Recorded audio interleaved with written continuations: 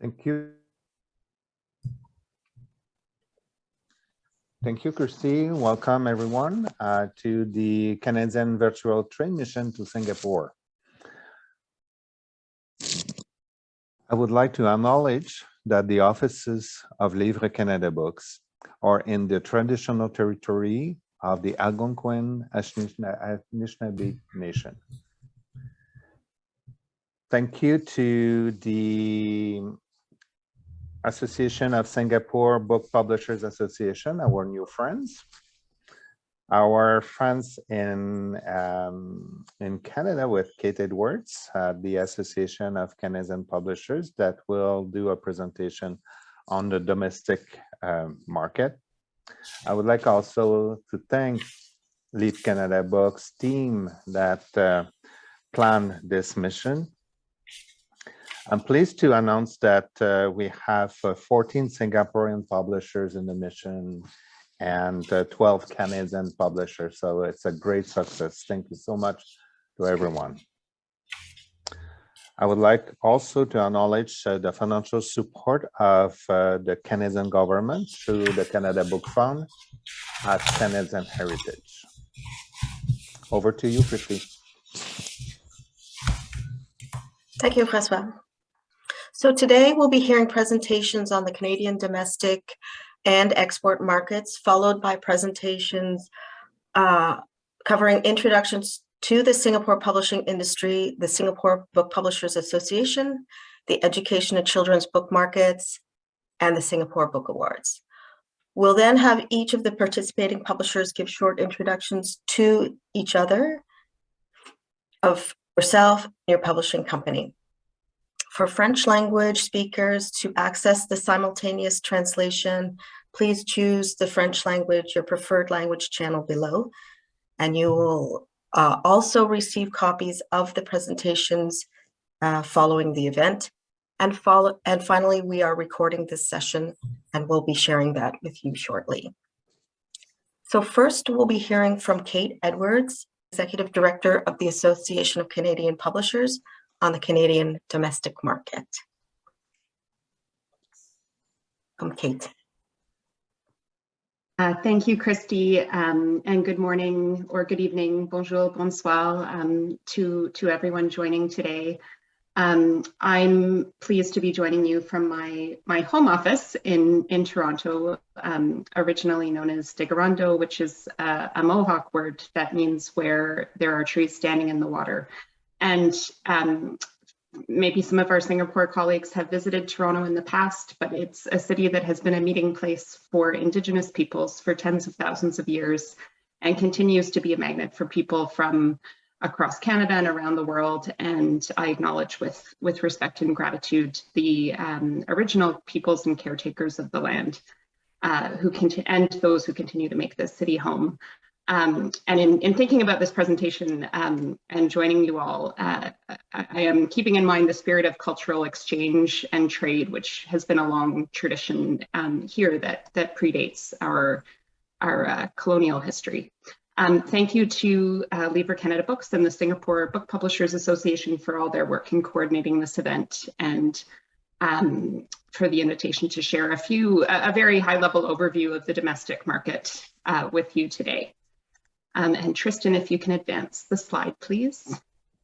I'll start with just a little bit about the Association of Canadian Publishers so that you know the perspective that I'm bringing to this discussion. Our membership is made up of Canadian-owned and controlled book publishers. This distinguishes us from the multinational companies that do operate, excuse me, subsidiary offices here. Those companies are all based here in Toronto, including Penguin Random House, HarperCollins, Simon & Schuster, but the independent publishing sector, which ACP represents, stretches right across the country. And Tristan, if you could advance the slide.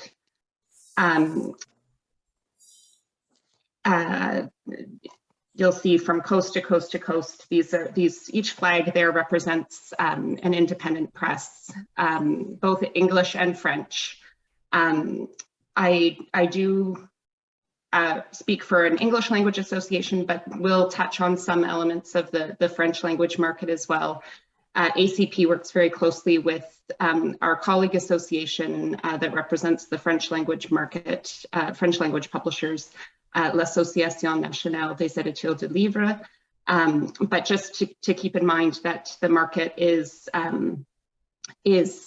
two language groups and with their own distinct traits. Next slide, please, Tristan. I will highlight a few, go into a few characteristics of the market, which is quite competitive.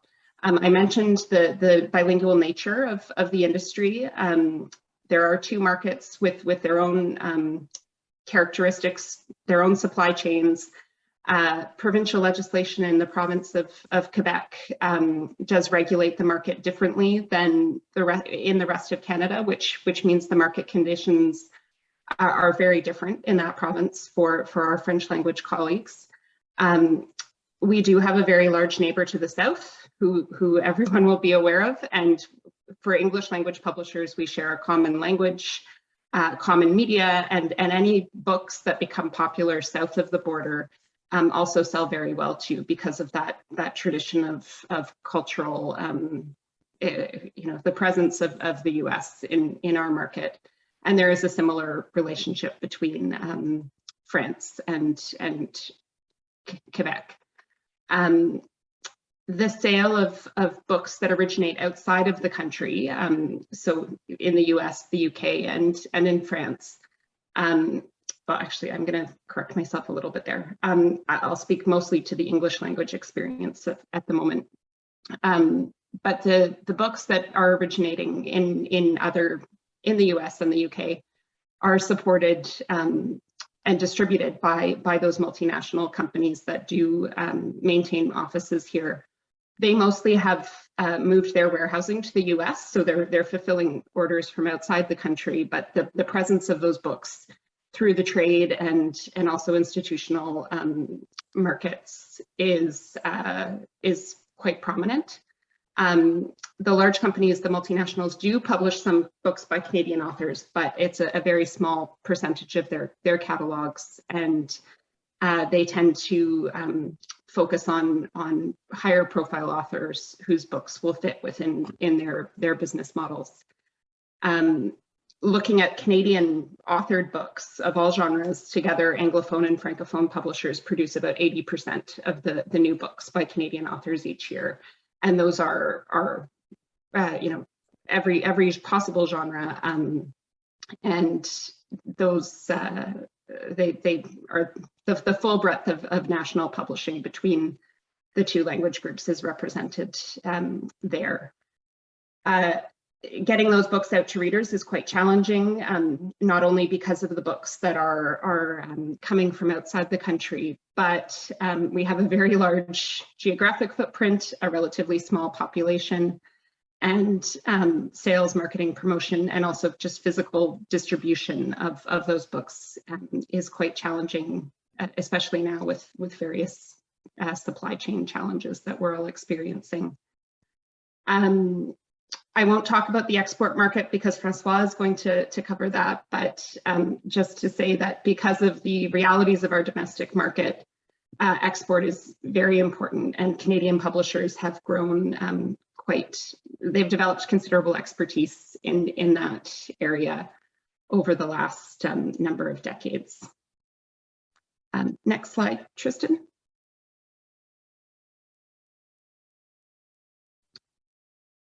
Okay. So this just illustrates the phenomenon I was describing a little bit of where book sales fall in our market. This represents both English language and French language titles together, and about a quarter of the total books sold in Canada are Canadian, with the rest being from or originating with foreign publishers. Next slide. This illustrates a little bit some of the differences between English language and French language markets. Digital publishing Canadian publishers have developed lots of expertise in digital over the last 15 to 20 years. The market has not necessarily caught up to digital. Print is still overwhelmingly the preference of most readers. We've seen a little bit of uptick in digital through the pandemic, but by and large, readers are still looking for print. The English language market has had some more adoption of digital formats, 13% in 2018 compared to 5% in the French language market.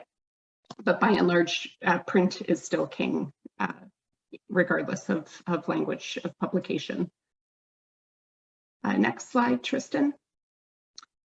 Where we see a lot of differences between the two language markets is in retail sales channels.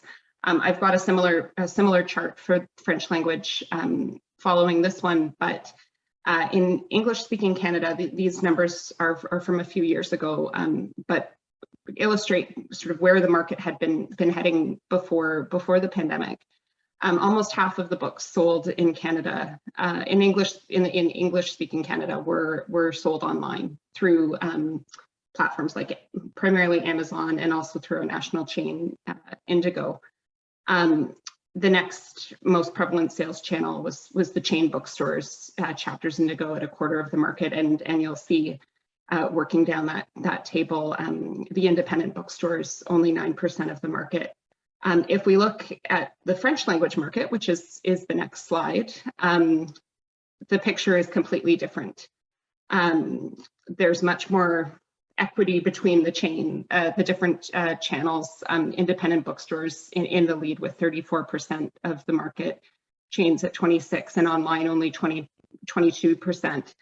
And some of, I think this is one of the areas where the regulation and the different structural components of the market in Quebec bear out, and the result is a much, I would say, healthier mix of retail and more diversity in the marketplace, and more opportunities for promoting Canadian authored books. Next slide, Tristan.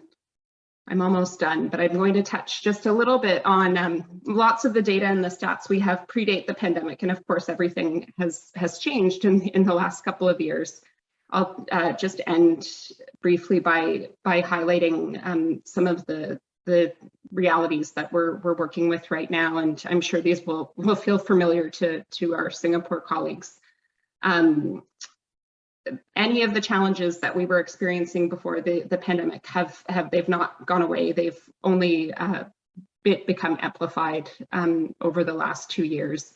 The work of getting books to market, finding opportunities for readers to discover them has been just harder than ever before, especially for first-time writers and smaller publishers who don't necessarily have the access to all of the different places that they need to be to get those books out. We've seen disruption in all parts of the market, as other countries have. Ongoing supply chain challenges, which there is no end in sight for those, right from pulp and paper shortages here within Canada through to warehousing and distribution. As I mentioned, digital sales have increased, and we definitely saw that through the first months of the pandemic when stores were not able to be open, libraries and schools were closed. Incredible demand for digital content, but not at levels where they would those sales would replace traditional print. And I will mention that in terms of business continuity and being able to maintain operations, a number of federal emergency programs were very important to our sector, and different provinces also introduced emergency supports as well. And I would like to acknowledge that because they were important to keeping the lights on and being able to work through the crisis into this period of recovery. And the final slide, just to go back, this is English language retail, but illustrates the trend that we've seen in the split between online and in-person shopping through the pandemic. And this comes from colleagues at BookNet Canada. You'll remember the earlier slide from of the English language sales channels, and about how in-person versus online in 2019, you'll see it was pretty split 50-50. And then the beginning of 2020, just the skyrocketing prevalence of online sales. And that line sort of mirrors our periods of reopening and then another lockdown and reopening again. The beginning of 2021, the trend was, the gap was starting to narrow a tiny bit. I'm really interested in how this will play out over time into 2022, whether the shift we've seen to online retail is here to stay, or if we will return to a pre-pandemic pattern of shopping. But it obviously has meant the need for different sales and marketing strategies, different ways of doing business for publishers when book buyers are not necessarily going into stores to browse and discover. I will end there. I'm happy to answer any questions. I know this was very fast and only scratching the surface of what is a complex market. But I will end there, and I'm not sure, Christy, if now is the time for questions or after Francois's presentation, but I'm happy to do either and wish everyone a wonderful mission. Very much, Kate. If you do have questions, anyone, even later on in the event, we can certainly forward them to Kate and respond. So now, next we'll hear from François Charette, Executive Director of Livres Canada Books, on the Canadian export market.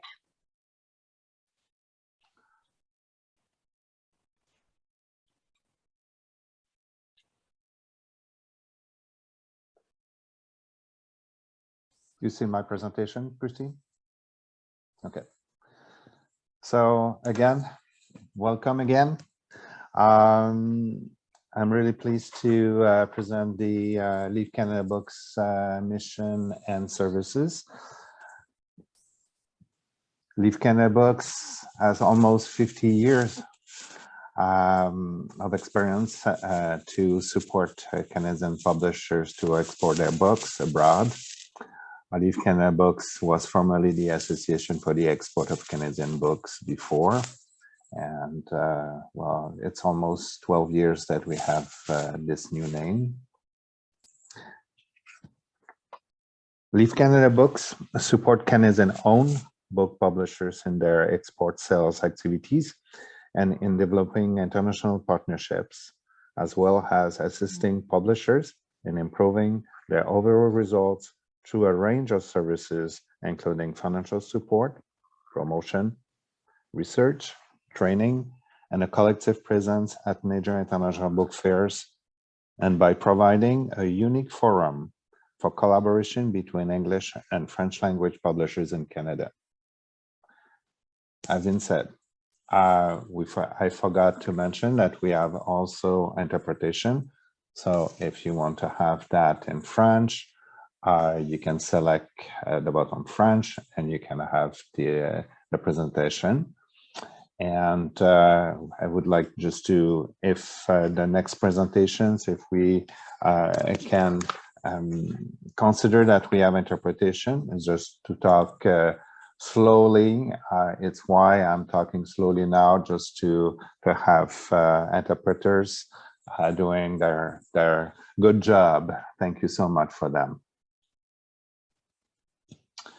I did a little research for my presentation, and over 27 years, we almost on rights, we did over $100,000 on rights and finished books, over 5 million Canadian dollars into almost 5.5 Singaporean dollars.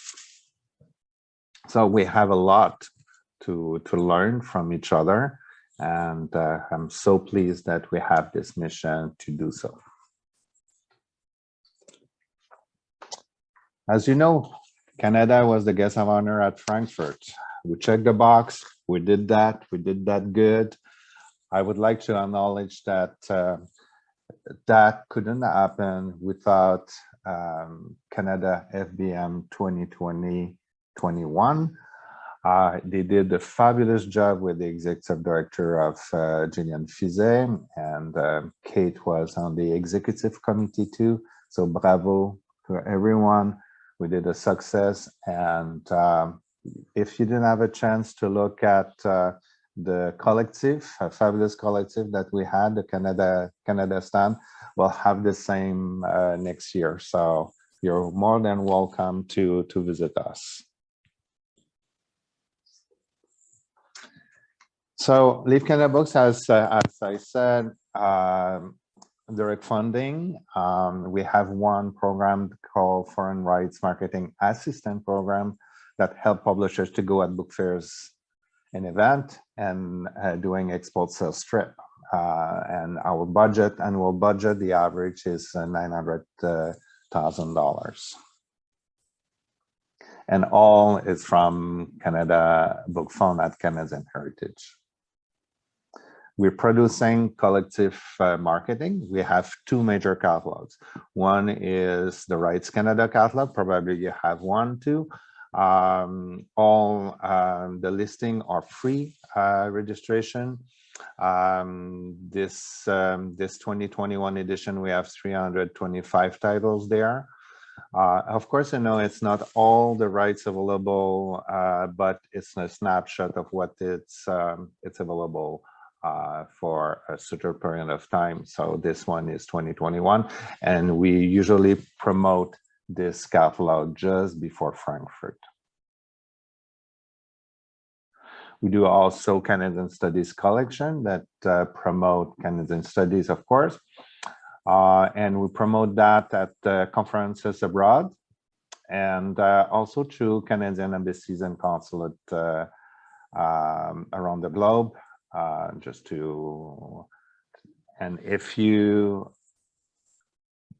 the same thing for Rights Canada catalog or Canadian Studies collection, if you would like to receive a copy of it, it's absolutely possible, and you have just to sign in on our website for the distribution of those catalogs, as well as the news bulletin that Livres Canada Books produce. You can receive a copy.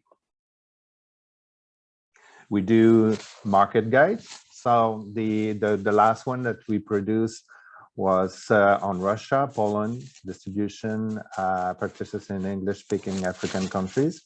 We did also Ukraine and France. We're working now on distribution in the US, volume 1, 2, and 3, and also a new market guide on Colombia. We do a train mission. So we did a virtual train mission in Spain with Spain. We have a wonderful train mission with Singapore with you. And then we'll do a train mission, hope face-to-face in Mexico. And the last one that we plan in our business plan is Casablanca. Of course, I know we produce blog. We're trying to, when we attend conferences around the globe, virtually or in person, we try to write a blog that share also our experience and our knowledge with our Canadian industry. We do professional development webinar. We did last year on POD, and now we are doing a webinar on the international libraries. So we're working on it now. We produce also a wonderful report on the accessible digital books and export.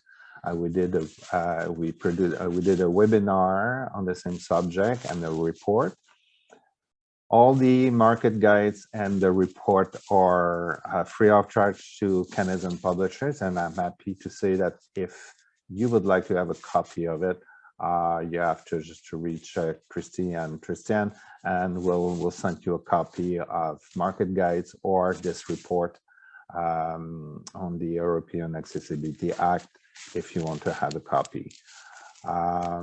Also, if you miss this chance, of course, on our website, it's you can have access to our market guides for a certain fee, and also with your e-distributor, you can have a copy of those market guides, because now we're trying to promote that abroad like that.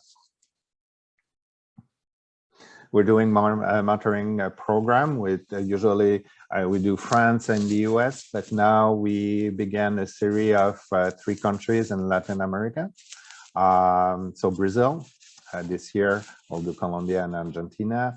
Export market webinars, we're trying to highlight the guests of honor at Frankfurt and market focus in London.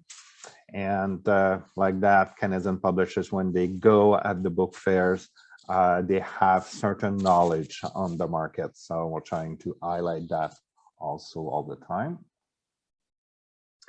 Our wonderful Canada stand, we do Frankfurt, London, and Bologna. It's those 3 book fairs that we're doing. Also with the assistance of the General Consulate, we do Sharjah, Shanghai. With the embassy, we do Guadalajara, and we did a presence at the virtual US book show.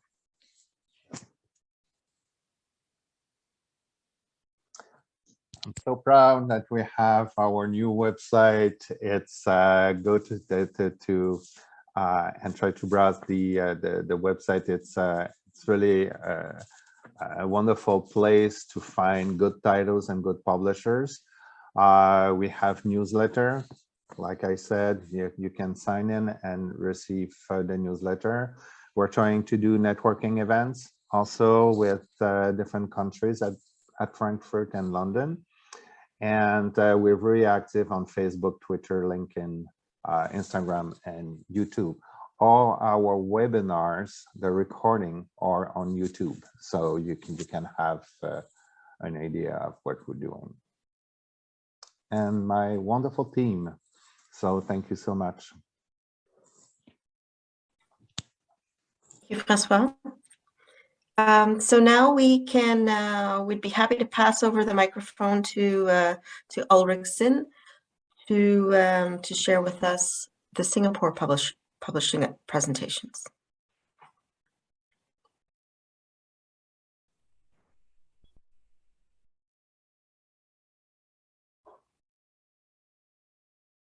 Thanks, Christy. Just give me a moment while I share my presentation slides.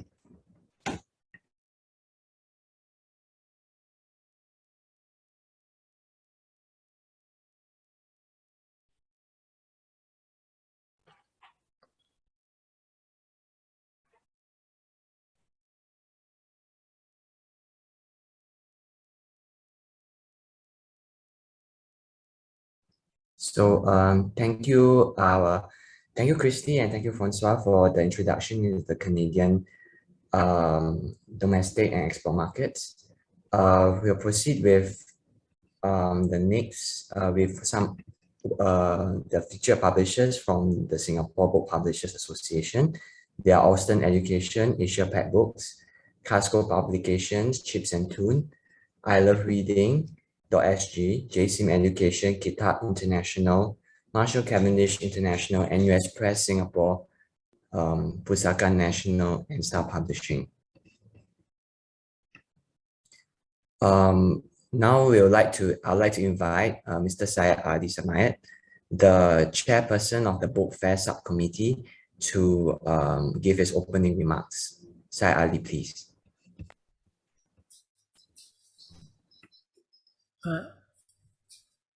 Good morning, our Canadian publishers, and good evening to all our Singapore publishers who are joining in the Canada Singapore Virtual Trade Mission. On behalf of the Singapore Book Publishers Association, we'd like to thank the Canadian Publishers Association for organizing this event so that we can still meet the Canadian publishers, although we are still stuck in Singapore and we can't travel so far. And we'll be presenting a brief preview of the Singapore book industry. First, Peter Chopper will be talking about the Singapore publishing industry, and this will be followed by Ulrich, who will talk more about the association. Then next person will be the educational publishing by Mr. Cheng Po, and followed by Mindy, which discusses about the Singapore trade publishing in Singapore. And finally, we'll talk about our main event in Singapore, which is the Singapore Book Awards, which was held annually since 2016. And we just concluded, I think, recently the 2021 edition of the Singapore Book Awards in a hybrid version. We had the 2020 Book Awards only virtual, but this year we managed to do it in hybrid, in person, for about maximum of 50 persons that was allowed by the government of Singapore. Before I end my presentation, I would just like to give a brief overview about the Singapore, because Singapore is also bilingual, but we have 4 official languages. English is the dominant language in Singapore, followed by the 3 mother tongue languages, which is Chinese, Malay, and Tamil in the order of usage. So we have actually 4 languages in Singapore, by which the Canadian publishers, if they are selling rights, there is opportunity to sell in 4 languages. So just bear that in mind. And we have funding by the National Arts Council, which supports trade, funding for trade for translations from any of the 4 official languages to French or even English overseas. So look out for those rights that you are interested from our Singapore publishers.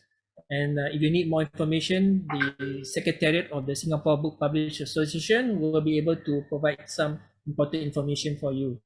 With that, I'd like to end and thank you everyone, and we'll proceed with the next speaker, please. Thank you. Thank you, Said Ali. Let me see if I can share screen as well. Always a fraught moment with Zoom. Here,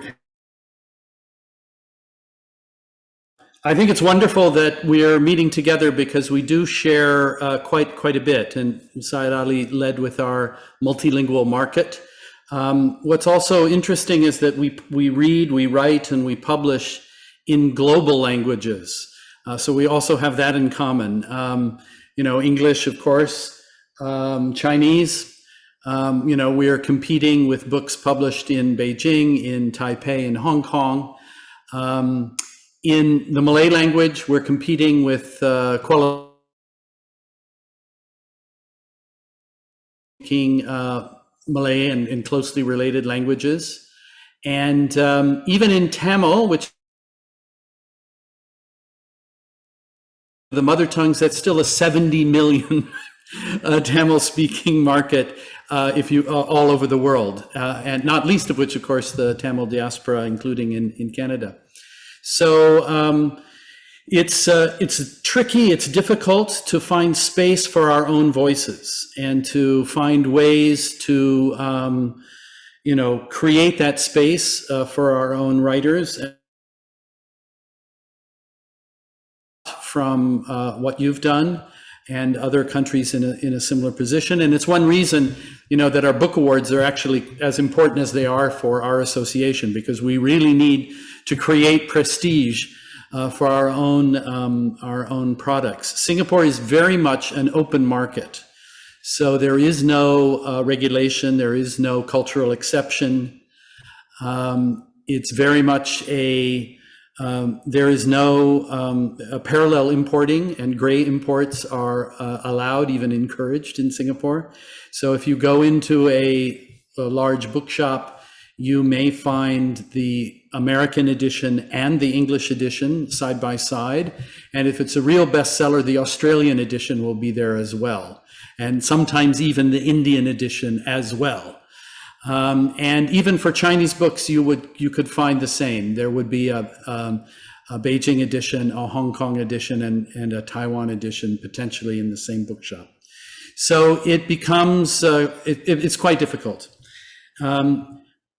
I'll talk a little bit about our reading culture and our book reading, and a little bit about the trends in the market.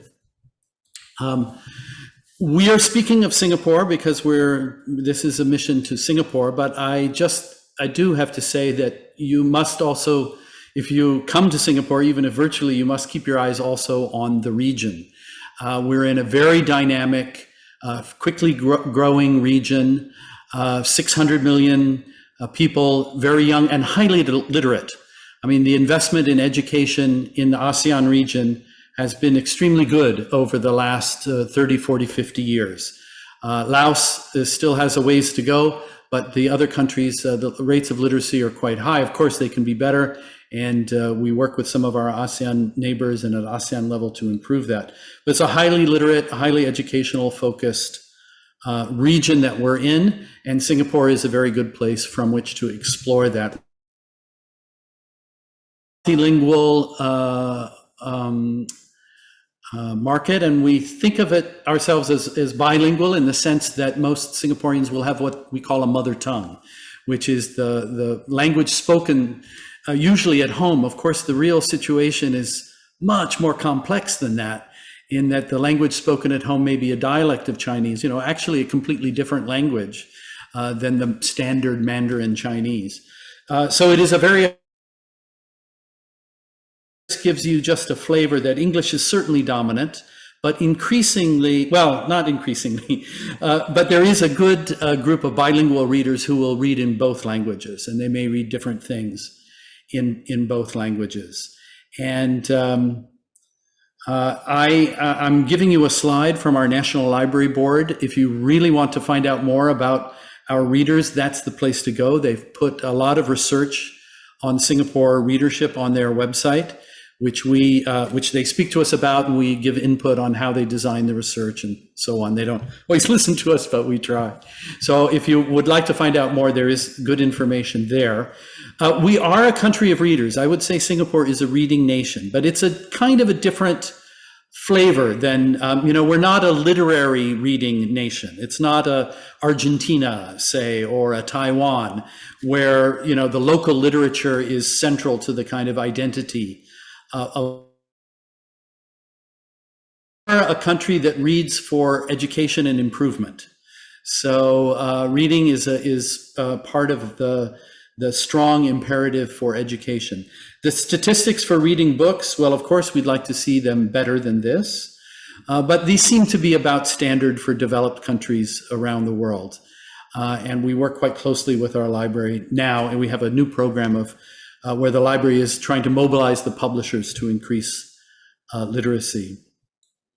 Our library is very dominant. We have 32 million book loans of physical books per year on a population of 5.5 million.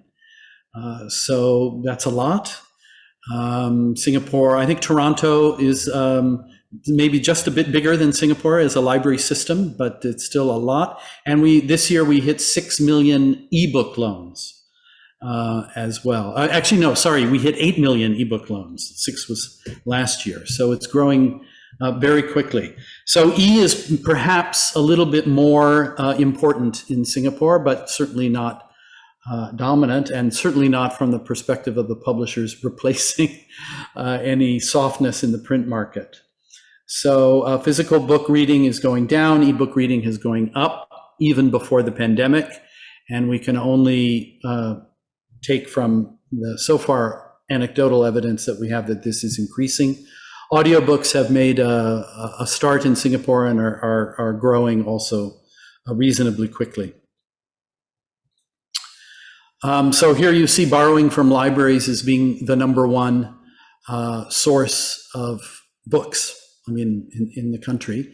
Purchasing from bookstores just below. But what is concerning to us is number 3, downloading free online is increasing. And whether that is borrowing from your ebook from the library or actually pirating. We don't know the mix of the two. So this is a concern. And here's some of the figures from our library. They are fantastic facilities. They're really community centers, and wonderful, very well designed branches and so on. The concern for us is the spending, the share of wallet, compared to the money that is spent on telecom services on one's mobile phone, and increasingly on private tuition. So what we're seeing is a share of wallet shift from books to private tuition in the education market. And so this is something which I think is concerning. It's an issue all across Asia. And as you know, China was so concerned about the growth of private tuition that they put a stop to the entire sector and have tried to control that sector.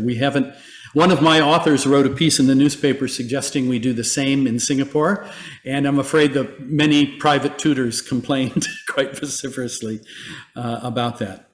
But yeah, it is a bit of a concern. The amount of money spent on books per household is dropping, but the number of households and at least in the past, the number of travelers and tourists were sort of keeping the market at least flat.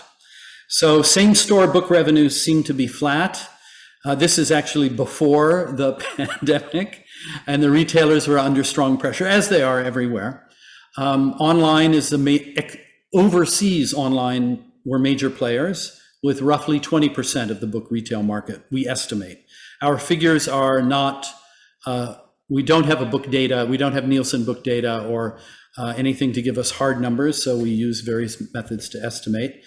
The tax situation was also favoring the overseas shops since you didn't have to pay VAT on that. And we lost some bookshops in 2019.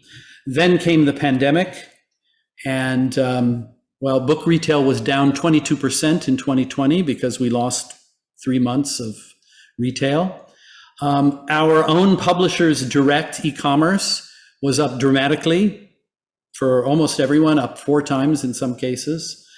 And the local e-commerce, so we don't have an Indigo, who was running a local e-commerce, but they were a bit slow, but now we have them. So they've come in, and one of them being Amazon.sg, which has grown. Bookshops were not considered an essential business, but we got a little bit of clawed back a little bit of space for the school bookshops. So they were able to reopen more quickly, which was useful for the parents and the teachers. A bigger issue for English language publishing in the region is that the regional market is hit very badly because English language bookshops in the region really do depend on travelers. I mean, and maybe it's only 30% of the market. Or for example, the airport bookshop is a very important channel for our trade publishers. And when those are gone, that really hurts the ecosystem. So that we continue to feel that, and we continue to be very worried about the piracy, which came out as the online shopping platforms grew. Emerging trends that we're seeing, of course, online growing, publishers being able to do direct sales is quite important. And for many of us, that is actually larger, that channel is now the biggest single channel that we have, which is something I think quite new and quite unusual probably in the region. Maybe not for independent publishers who know their own niche, but we're seeing this across the board. Amazon.sg is now a top 5 account for many of us.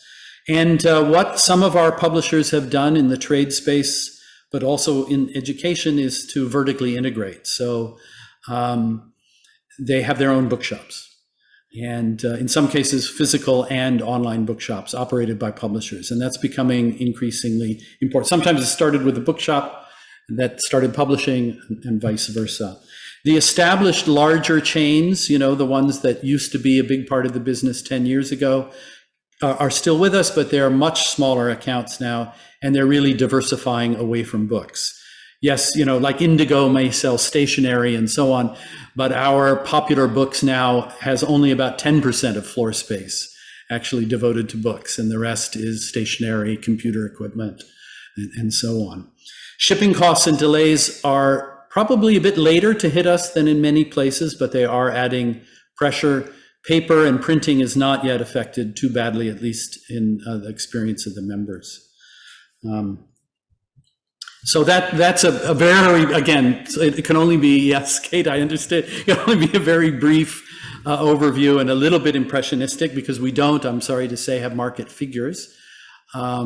But that's it, and I'm very, very happy to answer any questions afterwards.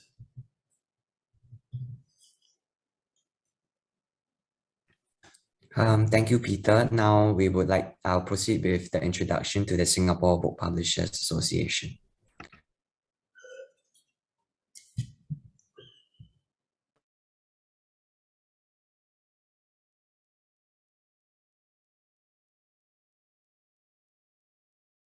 Just play a video to just do a brief introduction of what the association is about and what the association does.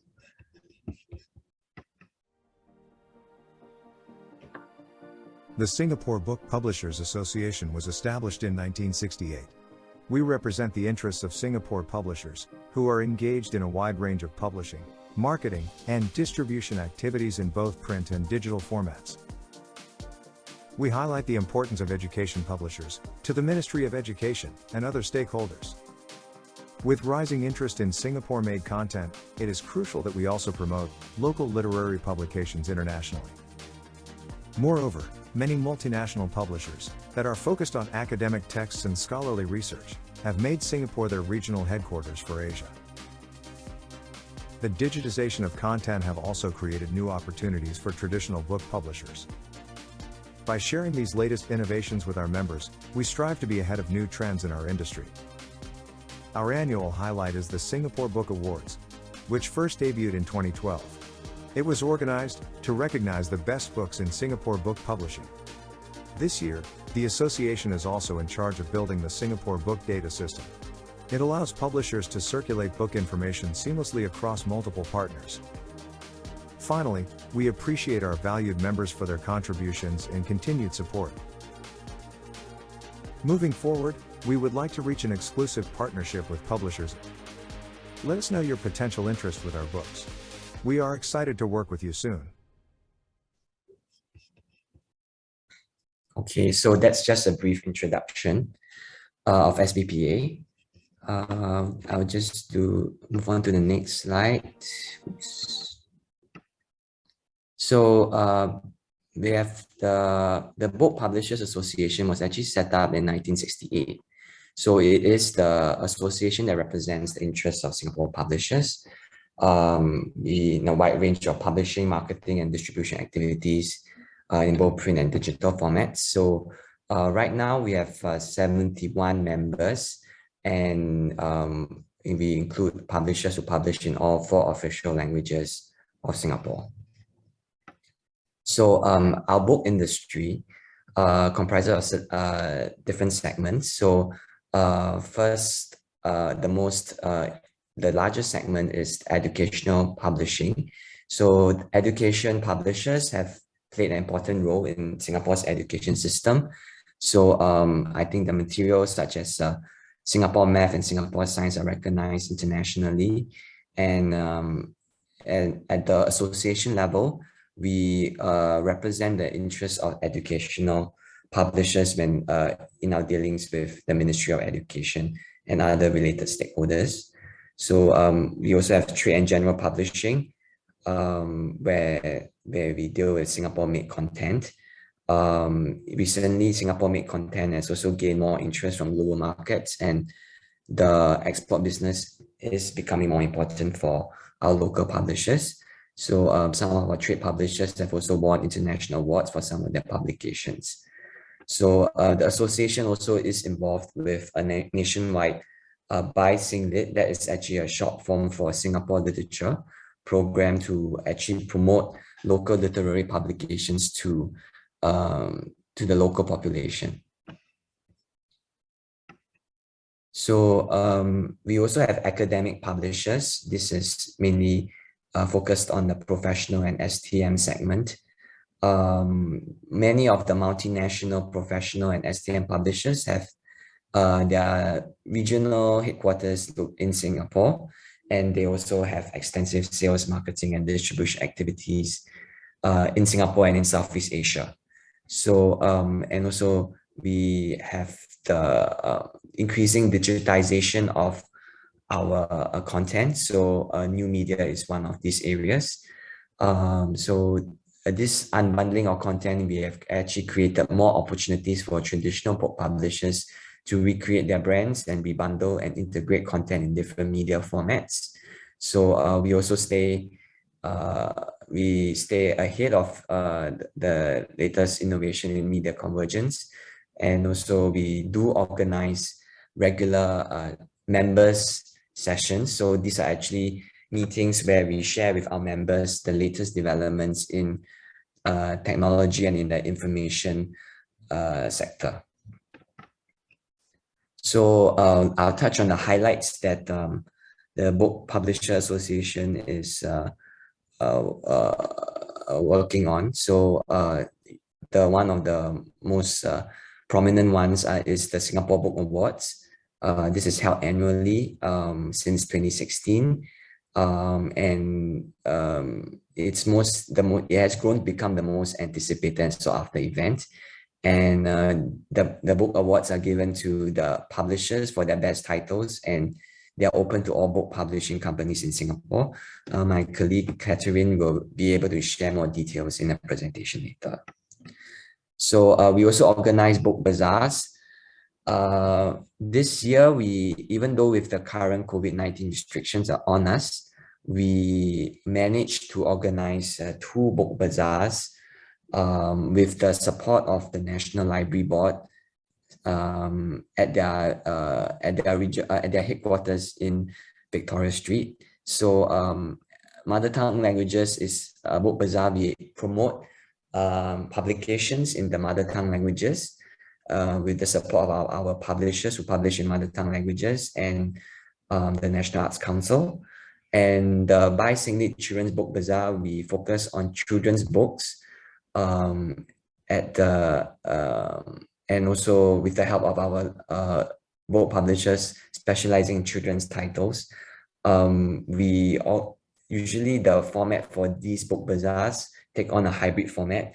So there will be book displays at the National Library, and but most of the sales will be conducted online. And we have tied up with our local e-commerce partners to ensure that sales can be done seamlessly on digital platform. So moving ahead, we have in 2022, we hopefully with the relaxation of the COVID-19 measures, or we hope to have more in-person Singapore Literature Book Bazaar at the Arts House. This is actually the former Parliament House in the historic Civic District. So we hope to have the bazaar for 14 days. So we are currently working with our relevant stakeholders, partners, and friends to to create an exciting program for those who actually love Singapore literature, and also to those who have not heard of Singapore literature. So and also in 2022, we are looking forward to possibly launch the Singapore Book Data System. We have been working on it for the past year, and the Singapore Book Data System is a system where it allows publishers to provide and transmit book information cleanly and seamlessly across multiple trading partners. And we are currently working to ensure that the system also supports modern standards like Onyx for books.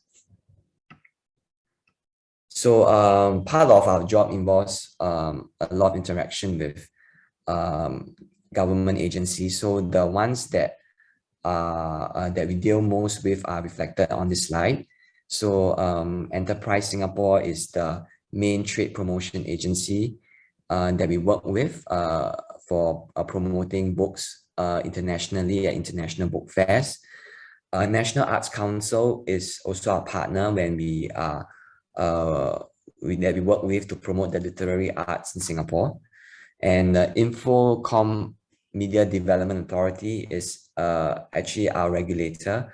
They are the ones who are responsible for the growth of the media industry in Singapore. So we work together with them on training and development, and also other projects like the Singapore Book Awards. So the National Heritage Board is also another key government agency that we work with. They help to document local heritage issues. So we work with them on that. And the Singapore Tourism Board, we do work with them when we for bringing in foreign partners to organize for the what do you call that, the conferences and exhibitions. So if we are looking towards organizing conferences and exhibitions in Singapore, we work with the Singapore Tourism Board. And the last but not the least, we have the National Library Board. We work with them on actually strengthening the reading culture in Singapore, and to ensure that to actually try to see where we can help to improve the number of Singaporeans actually reading more books. So those are the key government agencies that we work with. As mentioned in the video, we are always on the lookout for, on behalf of our publishers, for business networking opportunities. We offer rights deals or co-editions. So if there's any possibility for cooperation or collaboration, we are happy to work with you. So and then I think that's the end of my slide. Thank you very much. We will move on to the next presenter. Just give me a moment.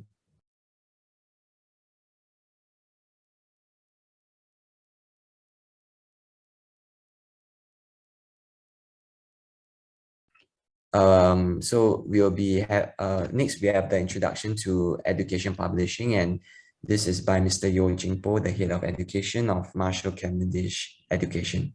Jing Po, please. Hi, good morning, fellow members from the Canadian book industry. I'm not sure whether all of you would like to have a short break before I continue, get a cup of coffee or tea or on your side, or would you like me to continue on? No, I can continue, but if you are happy to get yourself a cup of coffee, please do so. Okay, just let me get my slide going.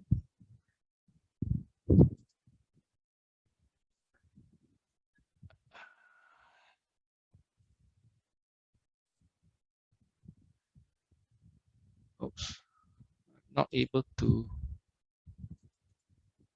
Okay. Hello?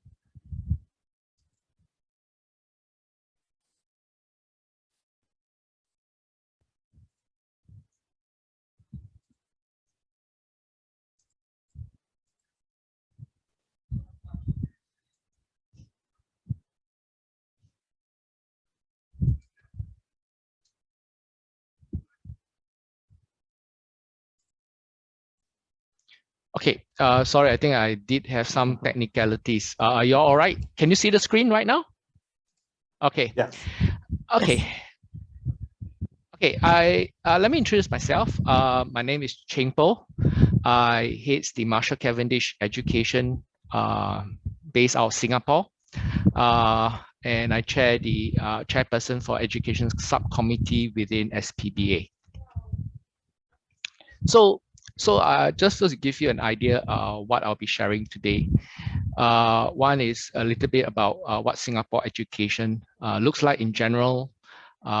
Second will be to give you a list of some of the education publishers that is based out of Singapore. The Singapore Ministry of Education tender process, if you look at the education demographics and potential business in Singapore, the largest single customer is actually the Ministry of Education in Singapore. And then if there's any question, feel free to ask me after the presentation or along the way, or if you like, towards the end of this session as well. So just to give you an idea of the Singapore education system. Education in Singapore is compulsory for those in the early age of 6 to 15, and for all Singapore citizens. So predominant market in Singapore is very much towards national education. Education in Singapore starts early in the early childhood education, usually in pre-K to K1 and K2, and that's where education for a lot of students and the kids in Singapore. And I would say that I don't have the actual statistics. I will say that close to perhaps 100%, high 90 to 100% of all children as early as 5 or 6 years old, that they will attend K1 and K2. And the largest provider for the kindergarten industry is actually that there are two major providers, and one is called PCF, and the other is NTUC, which both of these agencies are government linked. There are also quite a number of private kindergarten centers all around Singapore. And I would say that most of the young children from 5 will start to attend kindergarten in Singapore. I think kindergarten from 5 to 6 is still not compulsory or mandatory, but given that the requirements and what is needed in terms of level of literacy for students entering primary school in the age of 7 is pretty high in terms of the expectation, and therefore more and more, I would say, most parents in Singapore will send their child to K1 and K2 in preparation for their children to enter primary 1. So if you were to look at the industry for education institutions, because of the compulsory education for all Singaporean citizens, it also means that the private education is very small and is limited to international students only. In the last, I would say, last 5 to 10 years, increasingly there are a lot of international students that actually entered into the Singapore government education system, right? So primary school in Singapore, it's 6 years, from primary 1 to 6. At the end of the primary education, most of the students will sit for a national exam at primary 6, year 12. From there, based on the grades, they will then be allowed to select different secondary school. Secondary school system in Singapore range between a 4 years to a 5-year course, depending on what we call the various stream. The express stream, as you see on the left, basically runs for 4 years. Certain students that need additional help in their work may need an additional year after year 4. Then that's where you see secondary 5, where students spend additional year in preparation before they are allowed to take a GCE program. Recently, in the last few years, there are also some schools, what we call government-aided schools, that offer integrated programs, straight a 6 years program that could range from either A levels or even IB programs that is offered in some of these integrated program schools in Singapore. Although it may look complex, but the intent of the secondary education is to provide different learning paths, different learning needs of the student. And not necessary that to enter a higher education in university is a single pathway. The program in Singapore basically allows students who are more accelerated could actually take a different pathway, a more accelerated pathway. There are also some students may have, their development may take much longer. Again, they are also provided the opportunity to enter a higher education system in Singapore, depending on their capabilities, depending on their interests, and what they are able to do. So at the end of the day, if you look at it, it may look complex, but it allows students with different needs, different capabilities, the opportunity actually to be educated, to a higher education system with the universities in Singapore. Just to give you some sort of statistics, there are, in terms of the number of primary schools in Singapore, secondary schools, junior colleges, ITEs, polytechnics, right? So this are the typical the number of schools. However, just to give you an idea, primary schools in Singapore, as well as secondary and junior colleges, over the years, the number of these institutions have reduced, mainly because the Singapore population is actually decreasing. The birth rate for every single cohort on the trend is decreasing, and hence there's over the last few years there are mergers of a few primary schools. From two, they merge into one, mainly because to allow some of these schools to have the ability to scale, to offer more programs, right, with a much larger school population. Right. So we will see once in a while, every 2 to 3 years, the number of primary school may merge. 3 to 5 schools may merge, and then you will end up where the total number of primary schools will continue to decline. All right. The ITEs, as you can see, there are 3 ITEs. Basically, these are institutions that provide vocational and trade skills. Okay. Just to give you an idea of some of the education publishers in Singapore that works with the Singapore Ministry of Education. The current providers for textbooks are your Hodders, Marshall Cavendish Education, Shingley Startup, and Alston, that provides some of the education content into the international market. Now, the publishers that works and with the Ministry of Education. In Singapore, the Ministry of Education, typically based on the syllabus cycle, will announce a tender. And the tender can range from a month to 2 to 3 months, depending on the complexity of the tender, as well as the needs in terms of the number of titles, the content that is needed by the ministry.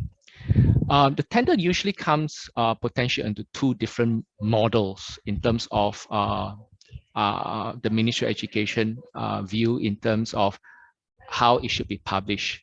One mode, which is very traditional, is TA, where it is offered. Typically, an award of a tender could be to 2 or even 3 publishers to be able to provide the content, the education content to the ministry. And then the sales will be by the individual award publishers that will then go and propose to different schools during the adoption season. Recently, with the Ministry of Education, they have another option where they call COPUB, where the Ministry of Education is the author for the content. The intellectual property belongs to the ministry. The book imprint, the book will be will not be in the name of the publishers. It will be Ministry of Education.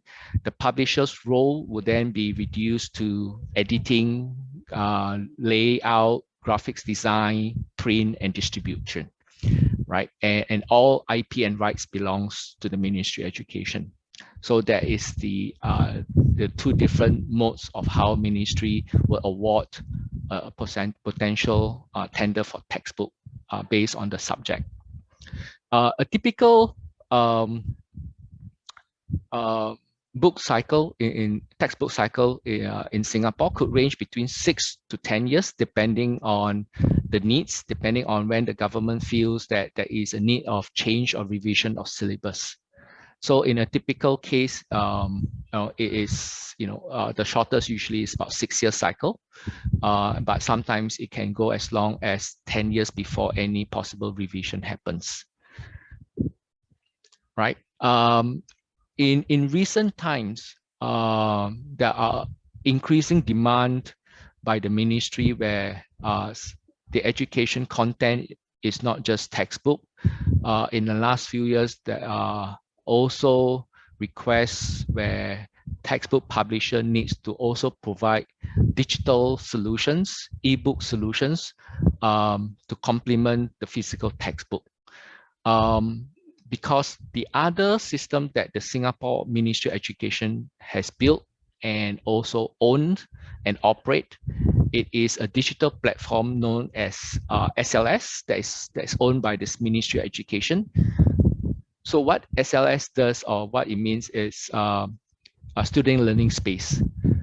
It is a digital platform that all the schools in Singapore, for students and teachers, that's where they will access all digital content for Singapore education system. Okay, in addition to textbook, there are also a lot of general materials and assessment book to help students do more practice in preparation for their school's examination, or even their national examination, like in primary schools, or even in GCE, O and A levels. I believe some of the publishers that is in this list is also has joined us in today's presentation. Just to give you a very high level idea, yeah, I would say that this is more of a standard flow. Typical, the Ministry of Education will call for a tender. They will then brief the specification, the requirements, what they need, be it a student printed books, digital resource, or even technology platform for use of the schools in Singapore. And basically, anyone, as I think Peter has shared, it is very much an open market. Anyone globally could actually attend the tender. That there is no caveat of where this organization must be. However, before the tender, or any organization that wish to tender for the Ministry of Education, they need to submit and get an approval in terms of their capability to bid for the project, depending on the size of the tender project. A typical tender can be 1 or 2 months, right, before the proposal submission proposal deadline comes. And typically what is needed is sample chapters, pricing. They will also need to know the authors, the editorial team experiences. They will look at some of the layout design. So these are some of the key criteria. Typically, there are, usually in the tender process, the government will state the criteria for the tender. But these are some of the key highlights that what the ministry will really look at. The award tender usually could be one single publisher if it's a co-pub. But if it's not, if it's a TA, usually it's 2 to a maximum of 4 publishers. And of course, it was, the team would then develop the products, and all the contents needs to be submitted and approved by the ministry. Once the ministry is approved, then it's up to the various publisher to develop their own marketing plan on how they will then market it to schools. And of course, each schools, they are allowed to pick their own textbook and contents from the approved list of publisher. With that, thank you very much. I'm happy to take any question now or later. Thank you very much. Thanks, Shingpo. The next speaker is, just give me a moment.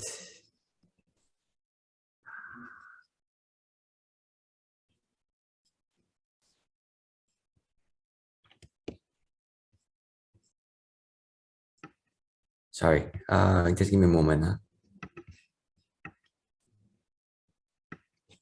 The next speaker is Ms. Mindy Pang, who is the marketing manager of Marshall Cavendish International Asia. She'll be talking about Singapore trade books and children's books.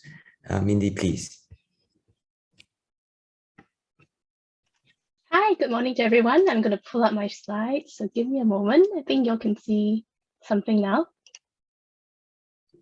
Okay, so good morning, everybody, and thank you so much for coming down. It's been 1.5 hours. But I promise you this will be quite exciting. It's quite exciting for us, as it is for all of you, I'm sure. So in general, my presentations, I think Peter, Auric, and Cheng-Po have already gone through what I consider to be the very, very big picture items.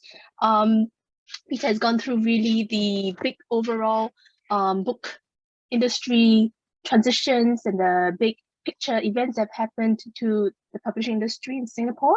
So it's formulated a very good background for all of us contextually. Auric has given us information on the government bodies, as well as Cheng-Po on thoroughness of this education system. But you know, they all come together in Singapore because it's a really, really small place with a pretty big population. So my focus will actually be on both children's book publishing as well as trade books, because I come from Marshall Cavendish, so a lot of my information will be based on general and trade reference publishing.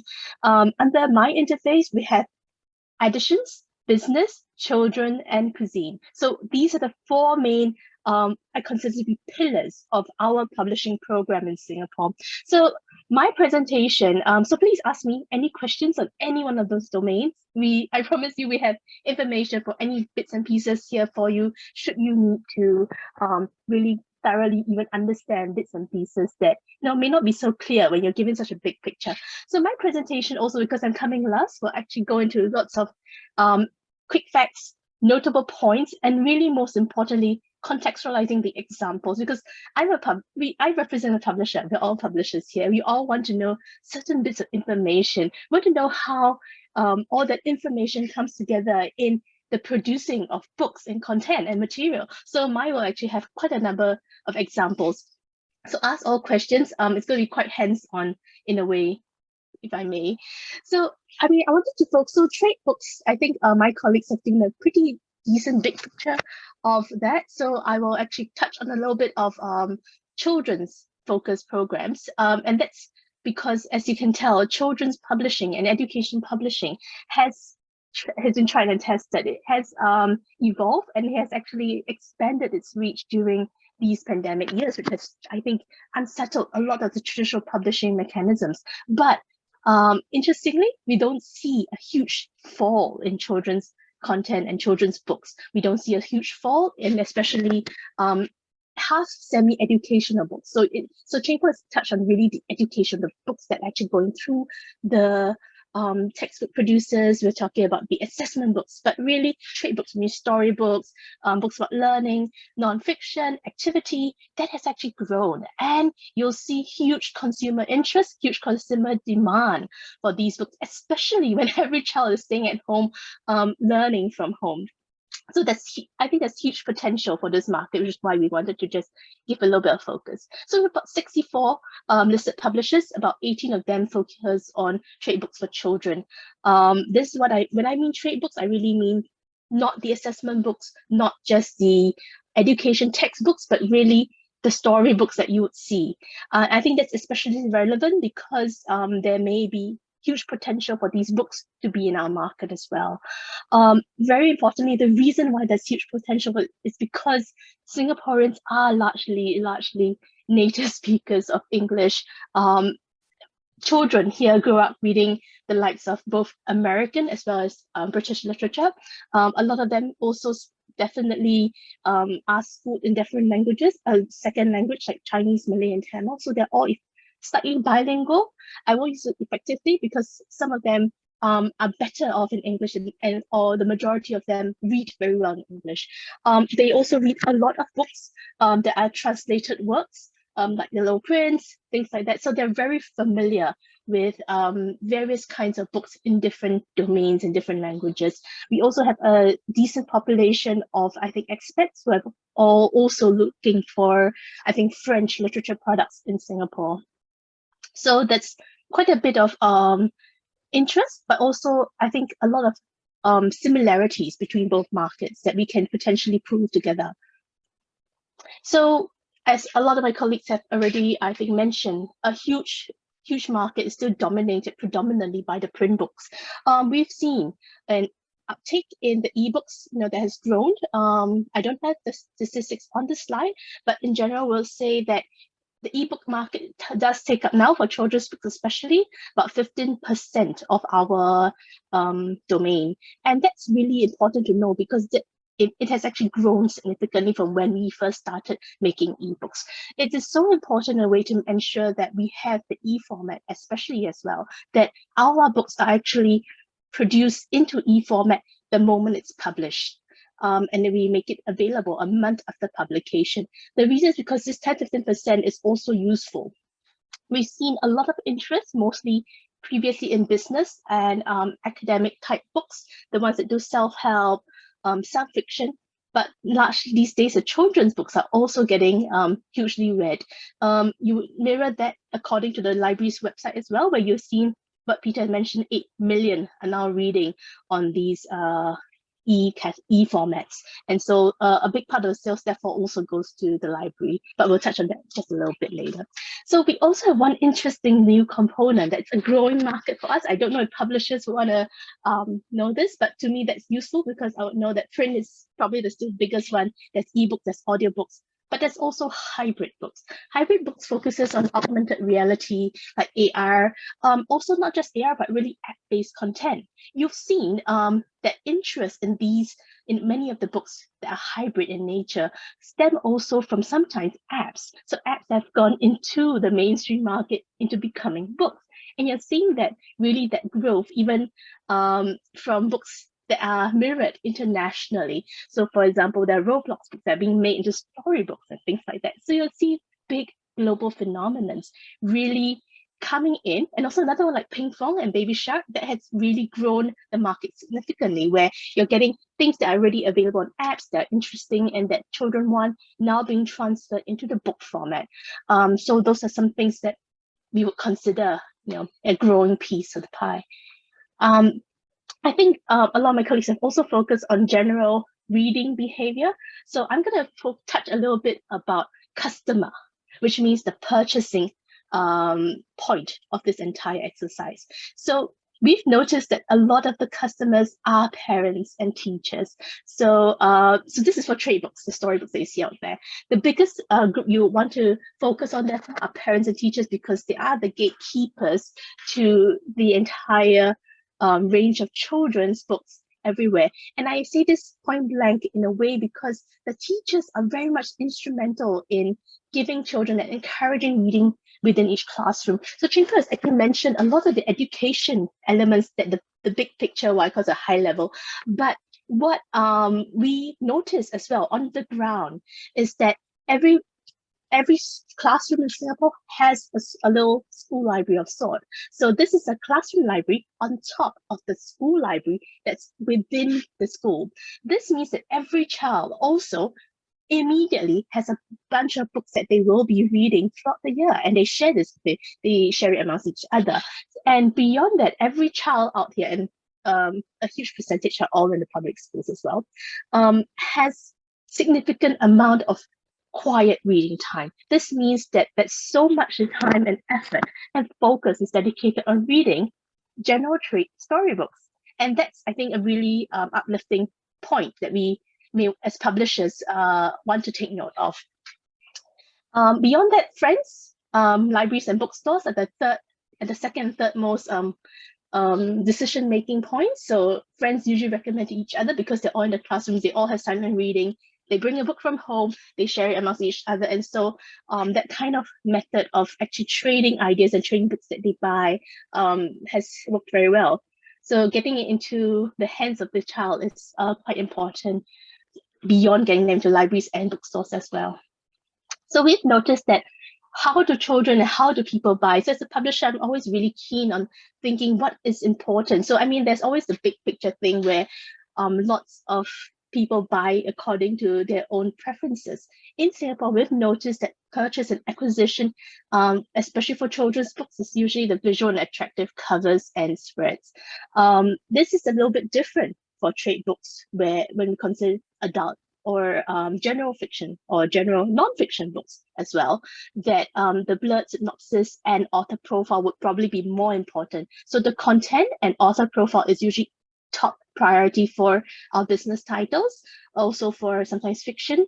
But for children, it seems that they're really, really keen on visuals and attractive covers because they mostly recommend it to each other. They mostly find the books in the library, they find the books in the bookshop. So that's very, very important. Less so, and that's different from, I think, a lot of the markets, that less so recommendations and less so bestseller lists, which is why for us it's really important to get it into the grassroots level to be read. So as a publisher, it's very important for me to know age groups and how to profile certain products for them. We usually profile 0 to 2 as board books. So this would be the hard books that are for babies, and we've got a huge market for that. We see many parents, young parents buying it for their children, for their babies. We've seen many families buying it as gifts whenever someone's a new baby as well. So that's actually a growing market, especially because these days there's such a huge interest in enrichment, I think, as my colleagues have already pointed out. And because of that, it starts even from when they're babies. We also see development of that into hard and softcover children's picture books that are dominating the 3 to 6 year old group of children. We also see a 7 to 9 emerging reader where the paperbacks are leveled. So they are leveled according to the big leveling systems that are in the US already, to cater to the emerging reader crowd. And we do level most of our storybooks as well, if not all. And then there are 9 to 12 where we have actually more complex story structures for sophisticated readers.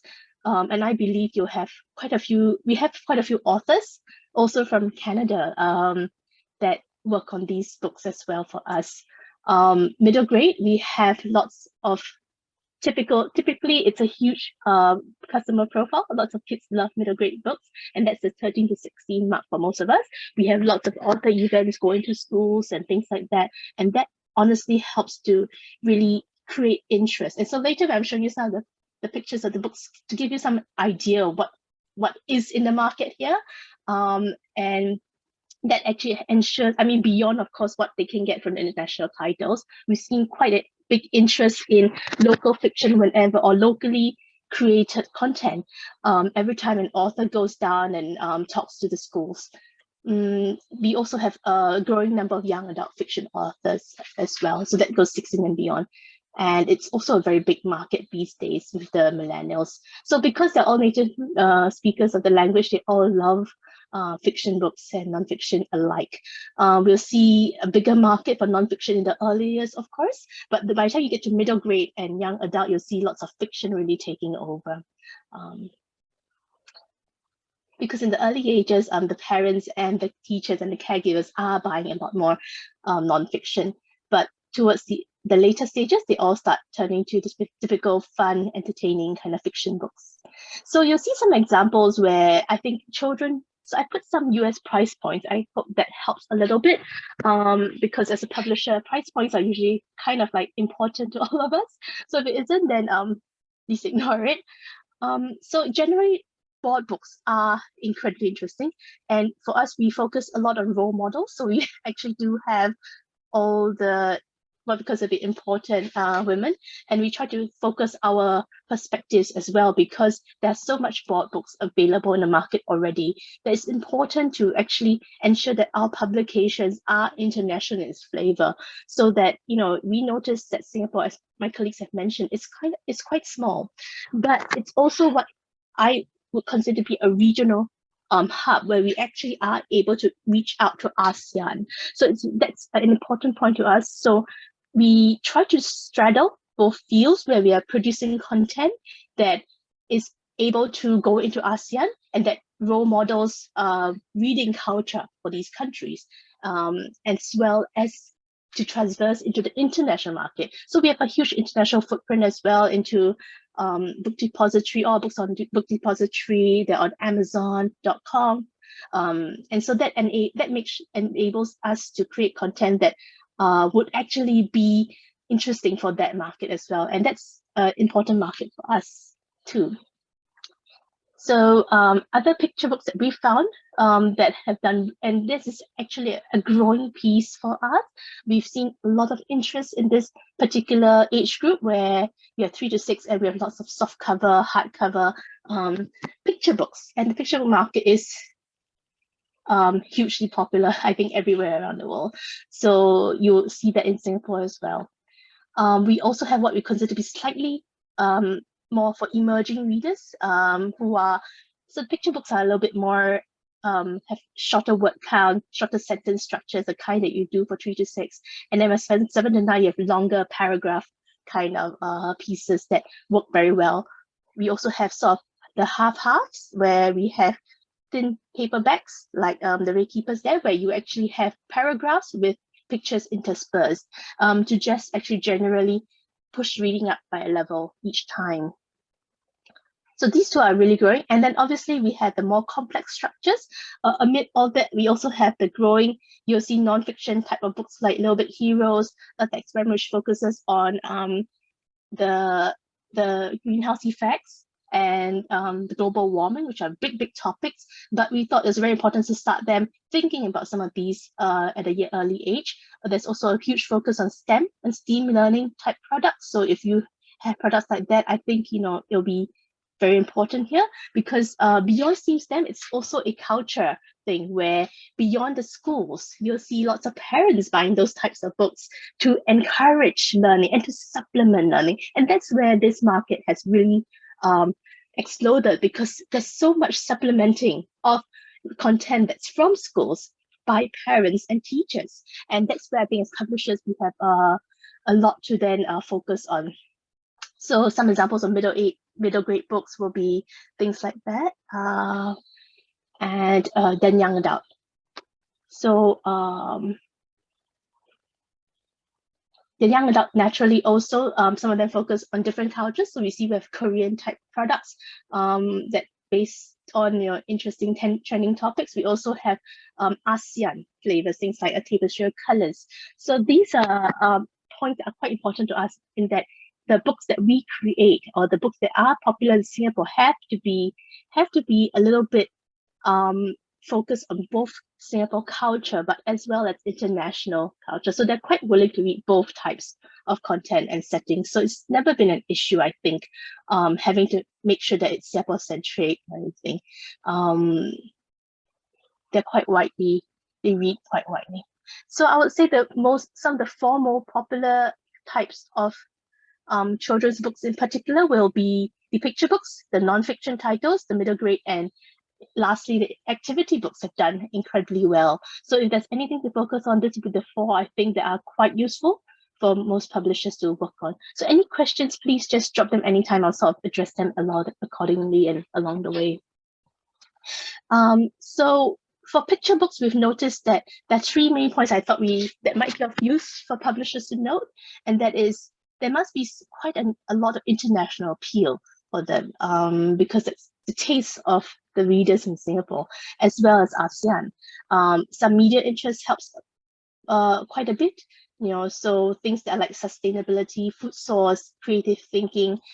If you can have themes like that, that would really help to strengthen the book.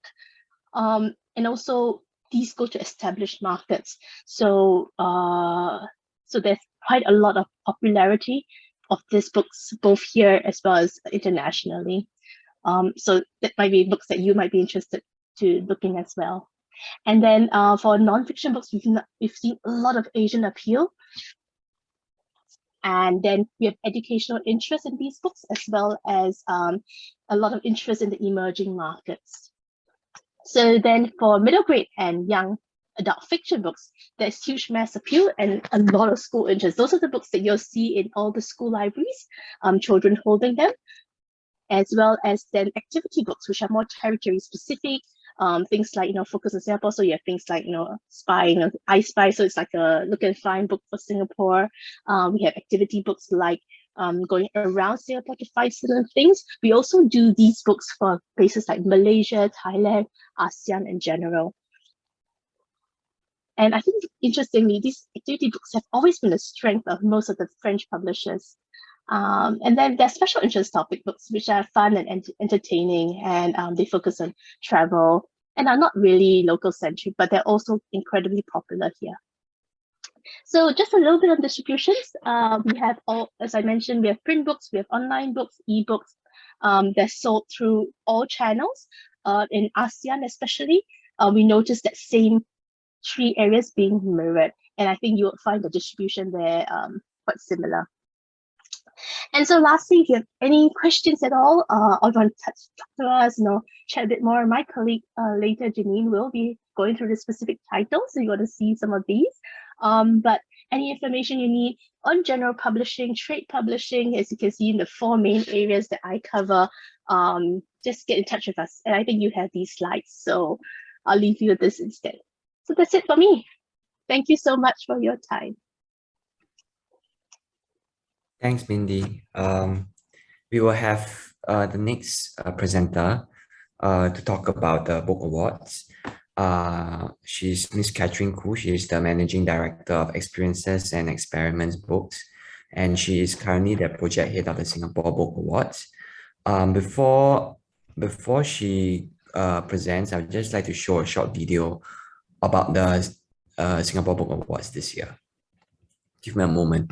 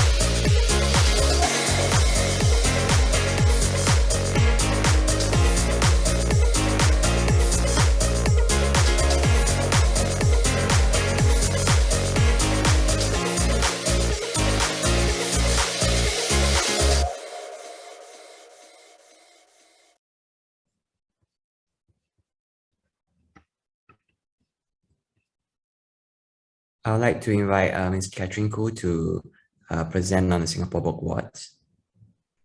Thank you, Ulrich, and good morning to our Canadian publishers, and good evening to all Singapore publishers. Bonjour. Yes, all right, I'll share screen now. I promise you it will be a very short presentation, because it will be just basically showing you about the awards. All right, and so we have, the Singapore Book Awards. Right, so we have, just give me a moment. So this is the Singapore Book Awards, and we have the history of the book awards. We were founded, SBPA, The Singapore Book Publishers Association was founded actually in 1968, and we only launched the awards in 2012. That is like 48 years after our founding. But since then, he has gone on to sort of like expand quite way beyond our shores.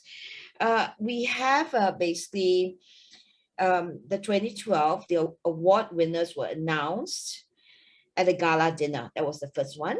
And it was during the Singapore Writers Festival in 2012.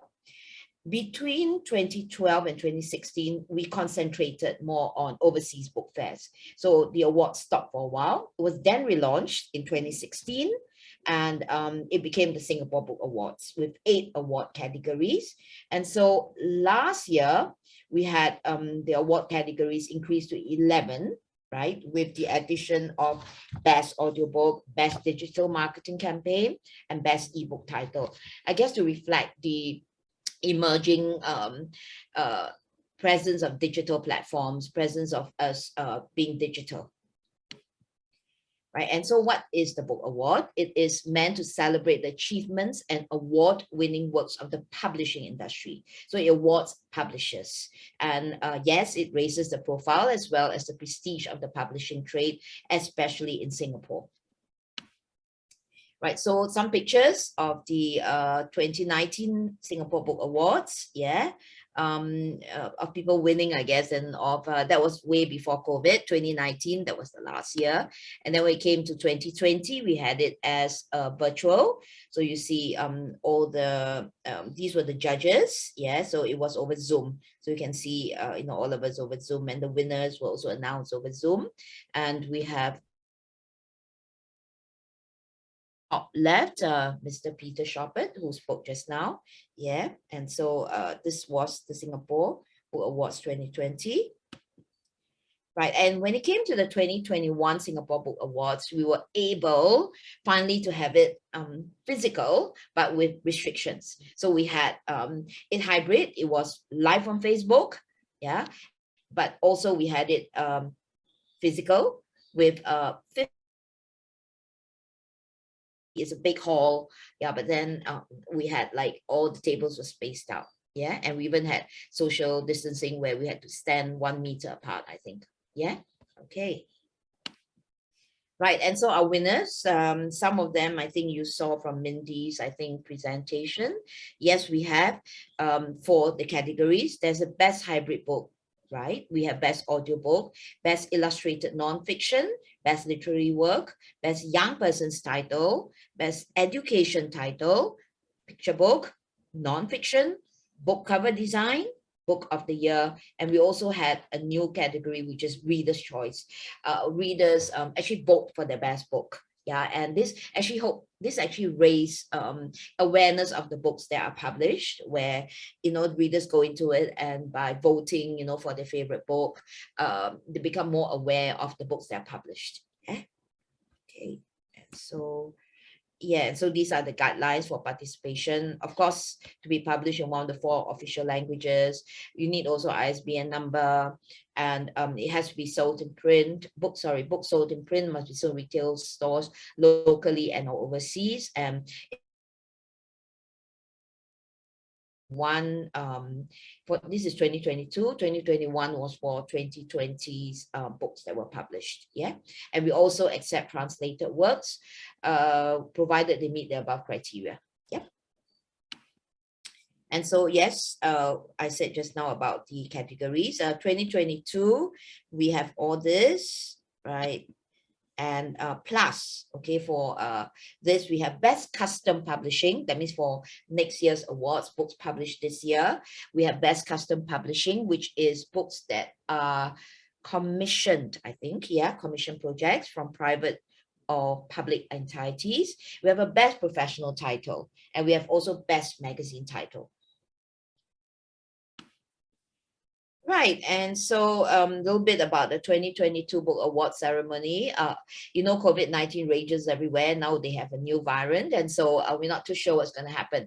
But we hope, yeah, and we pray that it will be held well as a hybrid. Definitely, we will go live on Facebook and over YouTube and everything else. But then we hope we can have something that sit down. yeah, a gala event, yeah, to welcome more guests. And we hope you can come too, yeah. All right, and so a little bit about all these things that happen to build the prestige, build awareness. We have media coverage of the winners, social media posts, and this one I must tell you, it's we had a message auto online, okay, from, I would think he is the one of our ministers, I think the second Minister of Education, yeah, who gave a speech via online to the book awards, to SBPA book awards, yeah, right. And then we have featured in online media, yeah, all these are online media, YouTube channels, yeah, I just mentioned. And then international book fairs, we have a presence there. All the books go into the international book fair. And we have a showcase, all right, that helps to highlight the book itself. And they travel everywhere. Every time we have a book fair, it appears. This was during the Mother Tongue Languages Book Bazaar, also the Book Award Showcase. So yeah, that was during the fair. And in the bookstores, we have bookstore displays of the winning works. Yeah, you can see all that there. Singapore Book Awards Reader's Choice as well.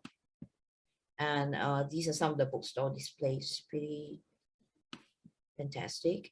Some more bookstore displays, yeah, very creative.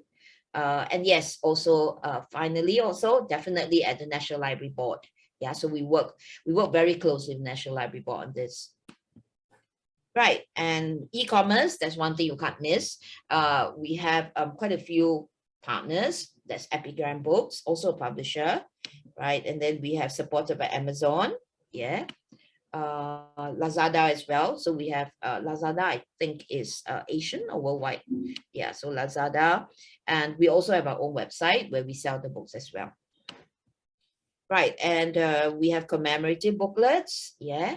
The Book Awards 2021 booklet where we distribute to ministries, to our partners overseas, to book fairs, yeah. And we have a digital edition as well, right? Okay, and the members directory, which we publish every year, I think, yeah, which highlights the book awards.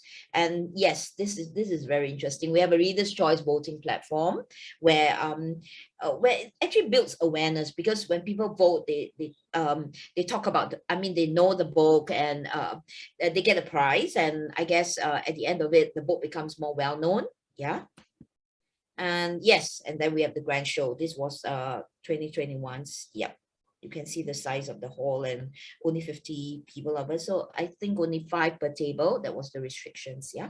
Okay, great. Yeah, and we give awards, yeah, book awards, the commemorative booklet. And yes, okay, so I promise you the presentation will be short, and it is short. Yes, thank you, everyone.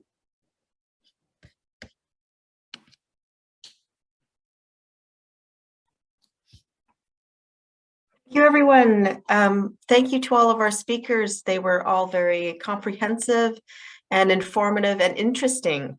So we'll shift over to our participating publishers to introduce themselves and introduce their publishing companies to you.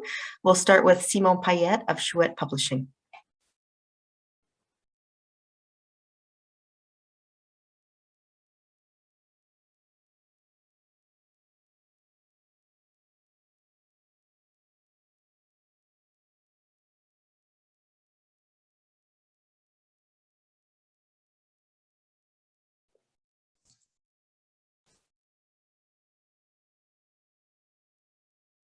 Your micro, Simon.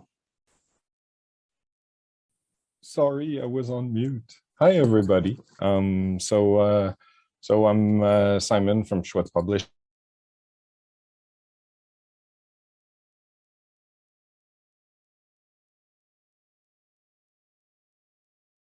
Books, but also novelty and all types of different books, a lot of board books as well. So just a bit quickly to show you a few titles, so you see the diversity of the types of titles that we publish, like with with sequins, box sets, bat books, these types of books. We publish somewhere around 30 titles every year in English, and then 30 titles in French as well. A little bit more probably this year. And as I said, it's like fun and ludic titles. And so just like to give you a little bit of spectrum of what type of books we publish, where we're distributed. So we publish in English and in French language. We're distributed around the world through Interforum in French, and then around the world through Ingram, the Ingram Book Group in English. So all our titles are currently available to be purchased in English in Singapore, but I'd say that most of our titles aren't. Most of it we sell translation rights, and so we are in about 20 languages in more than 50 countries around the world. So that was my short little presentation of our publishing house. Thank you, everyone.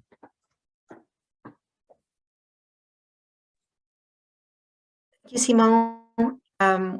Move next to Simon Joka from Édition 400 Coups.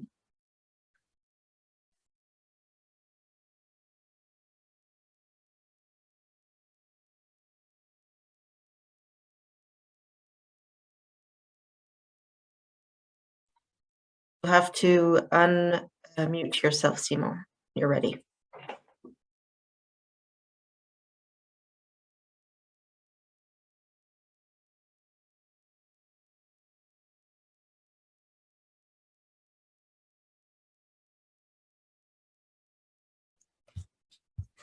Hi, everybody. Sorry, I was just out getting a book and I couldn't find it. And I knew it was going to happen, that I was going to be out of the room at the moment when you asked me to join in. My name is Simon de Jacas, and I work for Les 400 Coups, which is a publishing house out of Montreal, Quebec, Canada. And we publish in French some pretty extraordinary books, I have to say. We publish books that we develop ourselves with our authorships from around the world, and we also buy rights from around the world as well. So this message goes out also to the Singaporean children's publishers. We're always interested in knowing what you have to publish. However, we're non-commercial in style, and we put a lot of effort both in our in the texts and the illustrations. And we are a non-moralistic type of publisher. So we don't do pedagogical lessons about what we should be doing in life or not. We tend to go more with slices of life that matter to children and to adults, sometimes funny ones and sometimes more complex and challenging ones in our lives. I'm just going to show you a few of our titles so that you can get a chance to see some of the things that I'm talking about. In the more complex, challenging titles, we have a series called, or a collection called Carré Blanc. The title of the collection is irrelevant, but it is important to know that we do think about the titles that we publish, and we need to make sure that they fit into one of our collections. We don't just publish books. We have a very strong interest in making sure that they fit. Otherwise, we just start publishing all kinds of books, and we're not strong enough to publish all kinds of books. So we concentrate on the ones that we know we can sell well. Here is an example of a book that we just came out with and is doing quite well. And this is the story of Edmund. Edmund's Homework is actually the title in English. And this is a simple story of a young boy, lives in this case in Montreal, but he could be living in Singapore. It doesn't matter where he lives. And they're on holiday, father, mother, his sister and him. And the mother dies in an accident. She disappears in the ocean. And so the story starts with the death of the mother, and the morning as they travel back by plane, back to home. And Edmund realizing how his parent, his father, is a bit distraught by the whole situation, having to figure out how to manage two new children and the funeral and all of these things. And Edmund, who's about 10 years old, will simply think of his desire to help his father. And his homework, he feels, is that he needs to go and find a job and make money and help his dad. The fact is, in the end, he'll find out that the homework that his dad wants him to do is just continue going to school and just be there for his sister. It's a story about life. It's not a lesson about what you need to do when, that's not what we're talking about. Here's a second one that might hit home because it's just around the Christmas holidays.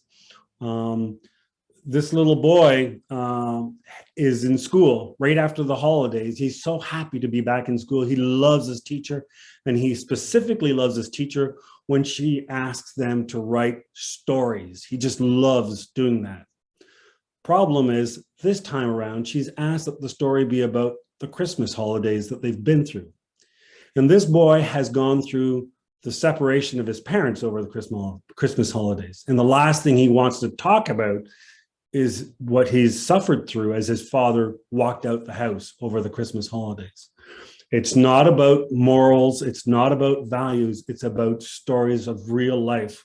And what we believe is that children need to have access to those, because what we want is books that ask more questions than they give answers.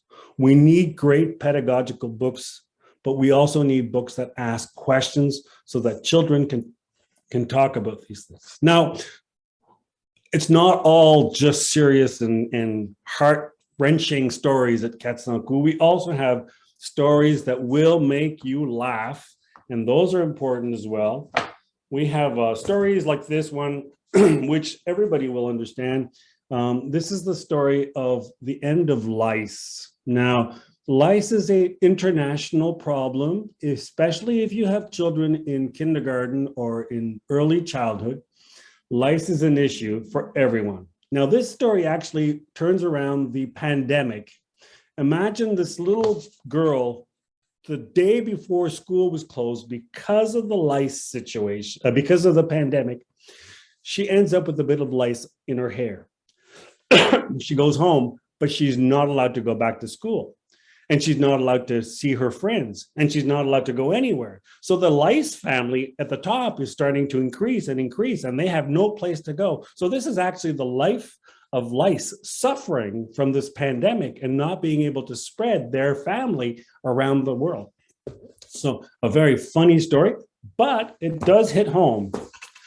This one here is actually sort of my Indiana Jones version of a little fox named Graham, who's living on a quiet farm with his mom and his sister. They actually grow pumpkins. And one day his mom tells him to go and get some bread. It's a simple fact. You just go get bread. But on the way there, the bakery's closed. And so he ends up going on a boat with his cousin, and then there's a shipwreck, and then they end up in a deserted island, and then they get attacked, and it goes on and on and on. And then there's dragons and eagles and octopuses, and it just goes on and on. And the poor guy finally manages to make it all the way back home. And he runs to his mom and he says, "Mom, you won't believe what happened. I was in a shipwreck and I was attacked and I got away, and there was a winter storm and an eagle." And all she can say is, "Where's the bread?" Right? So we love humor in that nature as well. And then we also have books that really fit just somewhere in between.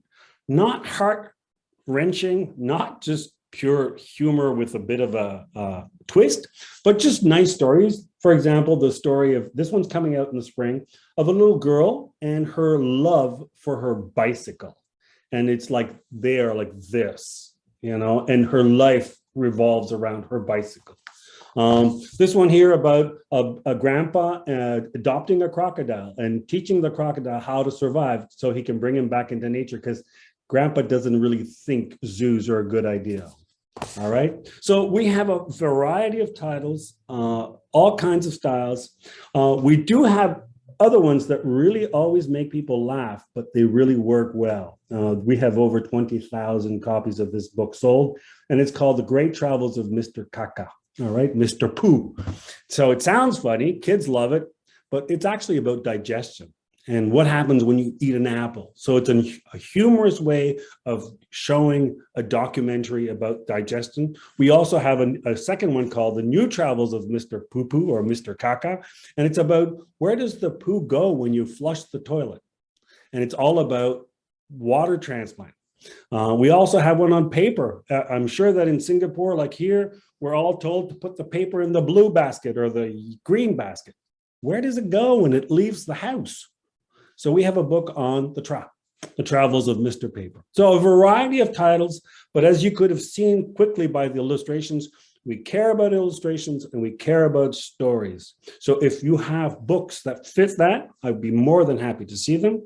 If you're interested by any of these books, please feel free to let me know. And last but not least, the most popular author right now in this part of the world is Élise Gravel. We've sold into Germany, Czechoslovakia, Korea, China, Egypt, European and French.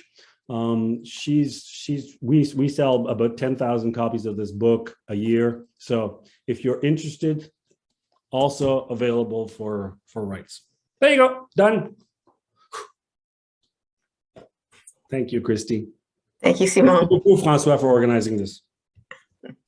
Next, we'll hear from Barbara Creary of Dominique et Compagnie.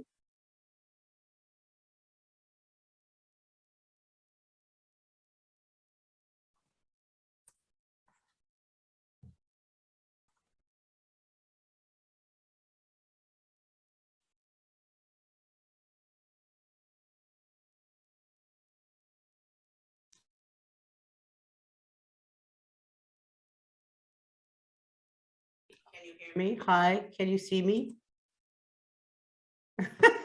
We can hear you, Barbara. Okay, I actually didn't know that I was going to do a presentation this morning, but I do have something that I can show so people in Singapore know what kind of books we publish. Dominique et Compagnie have existed for over 20 years, but they also belong to Édition Héritage, which began in 1968. They publish in French. The books are in French. We do buy rights, not a lot, but we do once in a while. But we sell rights a lot. And as Simon de Joca just before me stated, the stories and the illustrations are both as important to us. These are the picture books that you're seeing, I guess, on your screen right now.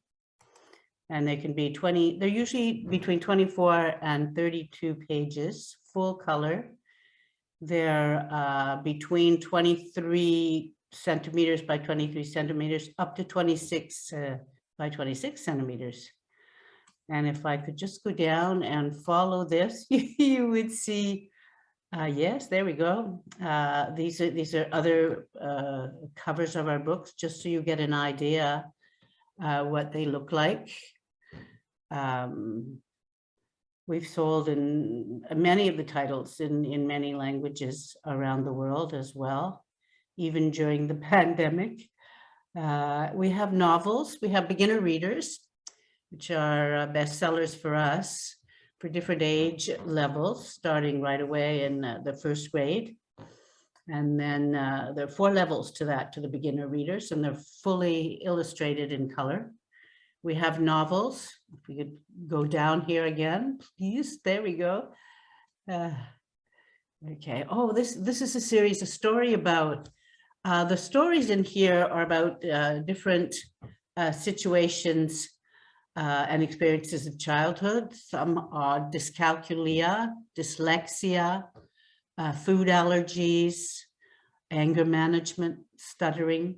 So there's a fiction story, and then at the end, 3-4 pages of instructions or help parents and teachers that have children with these problems. These have sold well in Turkey and Korea, and now in the Czech Republic. And the beginner readers, as you can see further down here, they're 32 up to 48 pages, full color. And we can continue down. We have different novels here for different age groups. These are the novels at the top here are for the youngest children, and they start at 6, 7, 8 years old. The middle one are mystery and enigmas for ages 9 and up, and the unique series, which is a brand new series down here for different ones on suicide, a young boy's suicide, other parents that are separated, etc. So yes, if people would like to meet with me on our one-to-one, hopefully that will be setting up soon. And it'll be my pleasure to present the books in a longer story kind of thing. Some of them are funny, some of them are sad, some of them are just beautiful. So please, I look forward to meeting all and any of you this year virtually, or next year really in person. So have a great day. Bye, everyone. Thank you, Barbara. I'll just, I see a raised hand in the attendees. If you have a question and you'd like to ask it, please go ahead, do so now, or type a question in the chat and I can bring it up.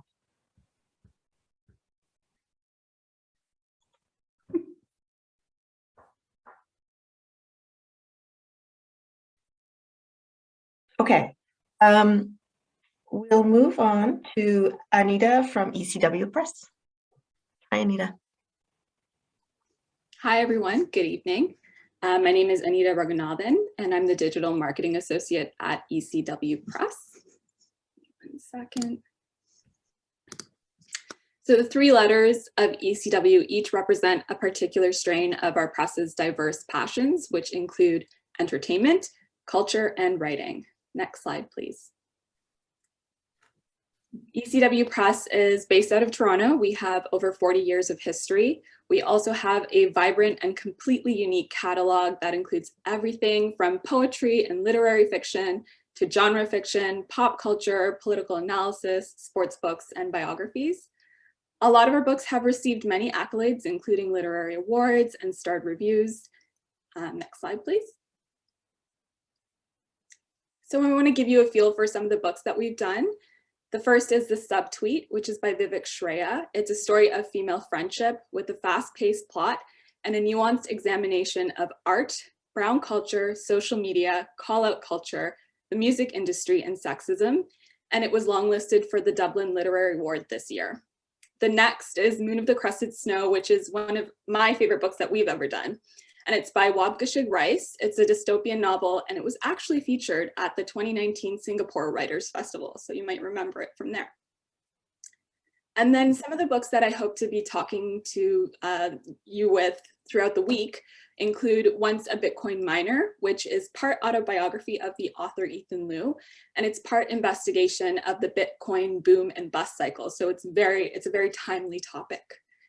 Next is Leadership Moments from NASA, which explores the different personalities, leadership styles, and decision-making of NASA senior executives, and it applies it to how you can use those learning styles in your own work culture. And lastly is Change for Good. This is coming out in the spring, and it explores business's new bottom line, which is to help solve social problems. So that's a couple of our books. I hope you get to see our catalog, and I'm really looking forward to meeting all of you throughout the week. Thank you very much. Thank you, Anita. We'll move to Tanya Masso, Edition Alto.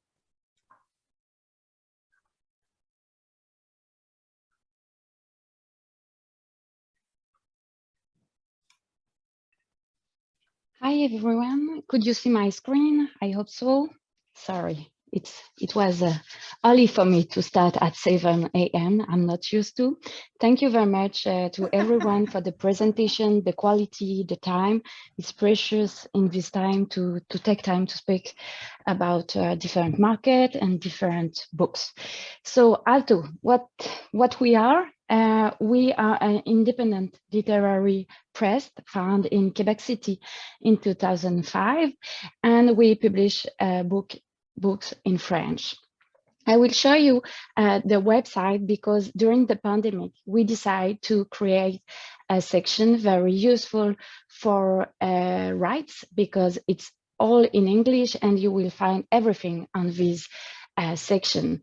It's update, so it's better than a catalog, and you will see the latest rights deals.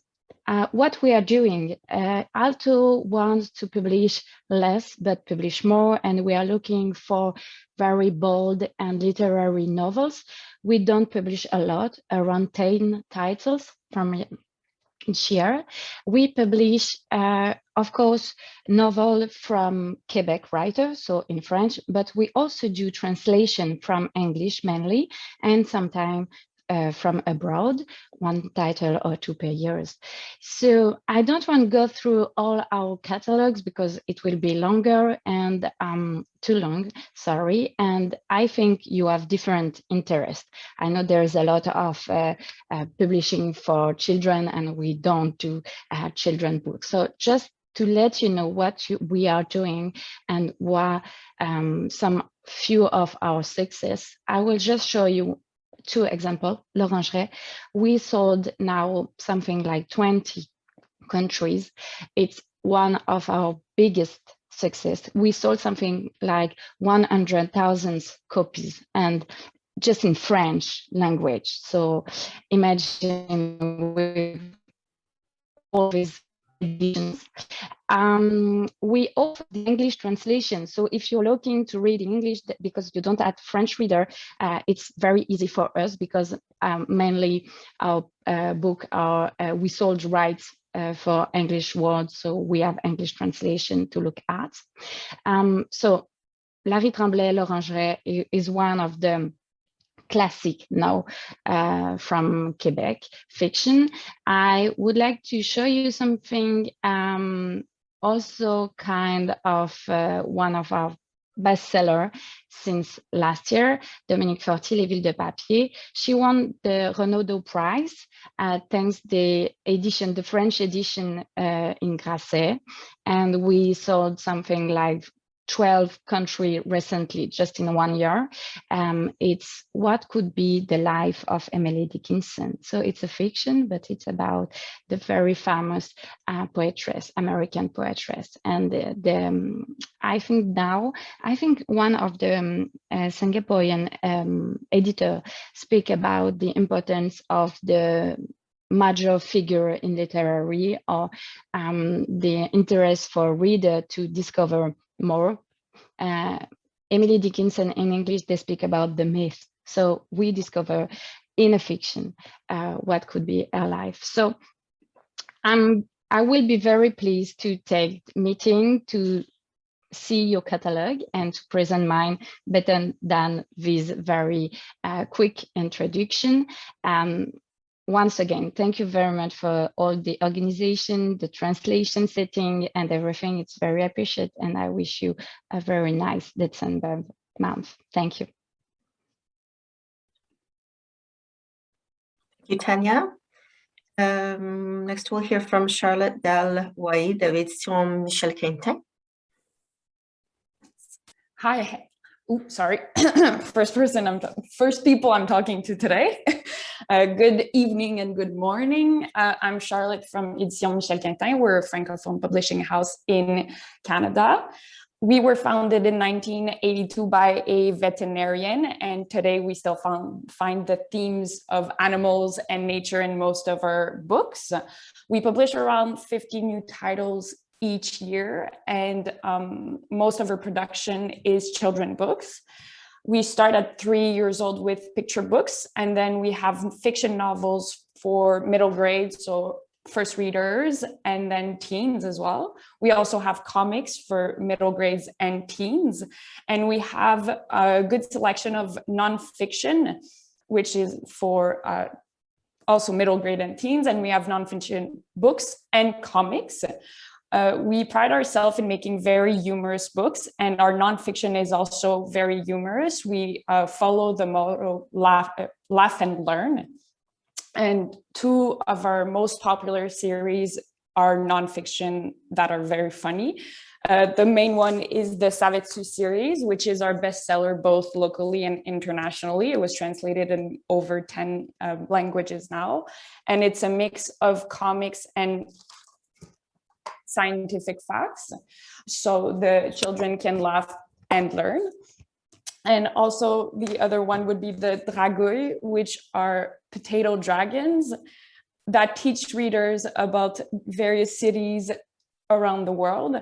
And this one is a bit of a mix of comics, recipes, facts about a city. Besides that, we also have adult production. We have fiction, fantasy novels, sci-fi, historical fiction. We have comics for adults. We have field guides as well. That's it. So I would be happy to meet with all of you this week. Thank you very much, Charlotte. Next is Anna van Valkenburg of Guernica Editions. Hi, everybody. My name is Anna van Valkenburg. I'm the Associate Publisher at Guernica Editions. Thank you so much, first of all, Christy and Francois, for organizing this. It's been fabulous. I will just give a brief overview of Guernica Editions. I won't be showing any visuals, but I will throw a link to our rights catalog in the comments later on. So we were established in 1978. We're based in Hamilton, Ontario. We publish books in English, and we have a wide range of what we publish. So the one thing we stick to is publishing books that in some way encompass our motto, which is no borders, no limits. And we take that in a very vague way, but essentially we publish books that dare to cross boundaries in some way, books that dare to say something new, and books that essentially try to make the world a better place in some way. We have three main imprints. So our main imprint is Guernica Editions, and through that we publish literary fiction, nonfiction, our translations, and our poetry titles. We have Muroland, where through which we publish our more commercial titles. So there we have anything from our genre fiction. We have crime thrillers. We have speculative fiction. We do a lot of political works. And then we have the self-help and the how-tos. We do some children's books through there as well. So we just released our first children's book, actually, which is called The Enchanted People by Jennifer Poole. And we do quite a few young adult titles nowadays as well. And then finally, we have the Guernica World Editions imprint, through which we publish titles by authors who are non-Canadian. So it's a bit of a rare thing in Canada. Most Canadian publishers stick to authors who are strictly Canadian. We do have an imprint for those non-Canadian authors as well. We're distributed by University of Toronto Press here in Canada, and worldwide through IPG out of Chicago. And over the past few years, we have been selling rights into languages such as German, French, Catalan, Spanish, Arabic, simplified Chinese and Ukrainian, and a few others as well. And we are also open to acquiring. We do publish translations. For the most part, that has been over the years from Quebec publishers, from the French, but we are also open to acquiring from abroad. I very much look forward to meeting with our fellow Singaporean publishers here and to getting to know your catalog and showing you ours as well. Thank you. Thank you, Anna. We'll hear from James Patterson of Publish in Maine or Highwater Press. Good morning and good evening for everyone here. So you can do both. Let me just, I'm just going to just share just some images from the stuff that we do at Portage Maine Press, just some of the books, while I explain it. Let's see if I can do that. Here I go. Play. There we go. So Portage Maine Press is a Winnipeg-based independent educational and trade publisher. It's been around for almost 50 years. It's always been women-owned and run. So Portage Maine Press deals with sort of all levels of education, from early childhood to higher education.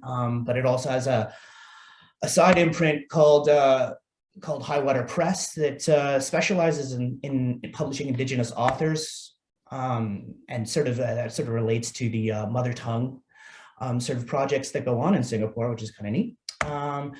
So the other thing that it does, Portage and Mean, is it specializes in books for teachers and innovation in teaching.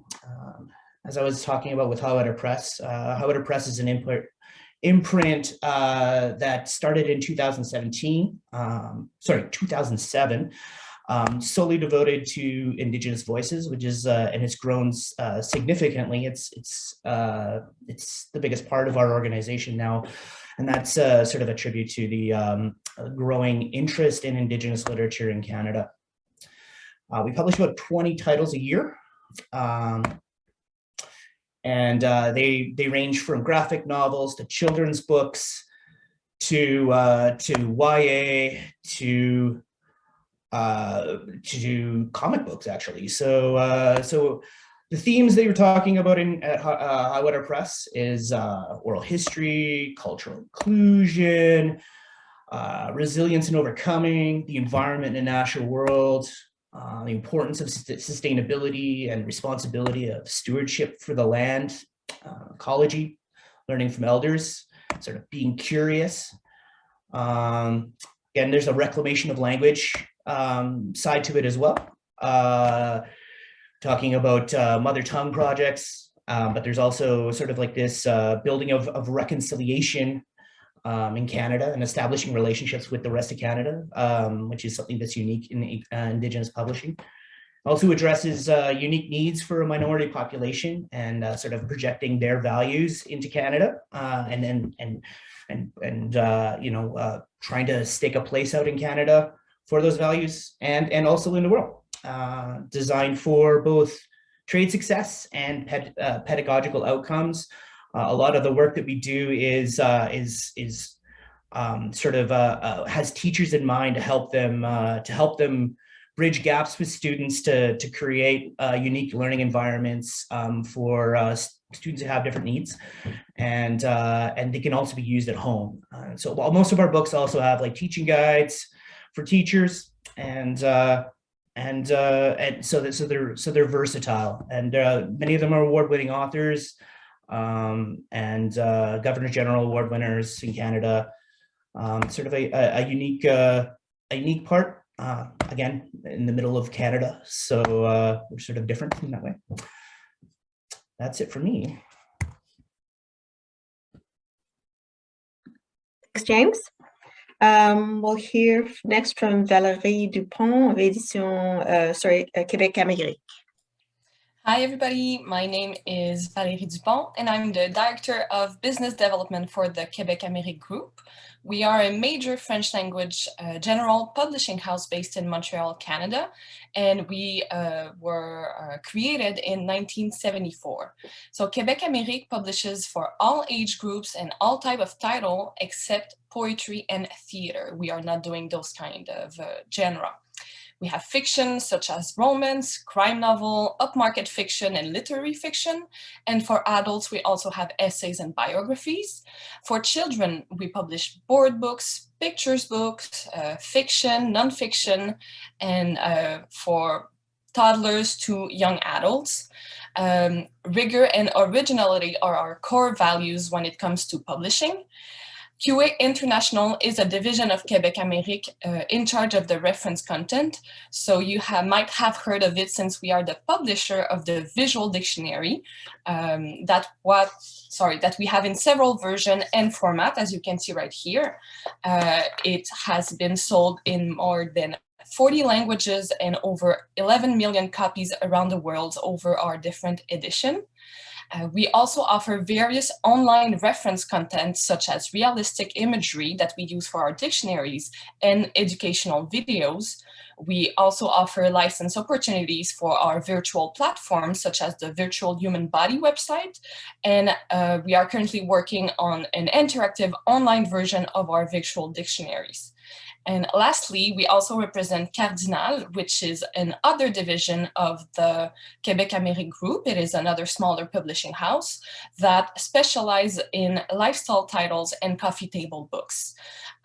We mostly sell rights, but we sometimes acquires picture books that have colorized with their unique style and subjects. So I'm really looking forward to meeting you all during this commercial mission. Thank you, Valérie. And last but certainly not least, I'd like to introduce Jane Kelly of the University of Toronto Press. Thank you. Hello, everyone. Thank you for having us here. I'm the Director of Sales and Marketing with the University of Toronto Press. University of Toronto Press is Canada's leading academic publisher, and we're one of the largest university presses in North America. We have particular strengths in social sciences, humanities, and titles for business professionals. We are largely known for our academic research titles that focus in history, political science, sociology, Indigenous studies, and cultural studies.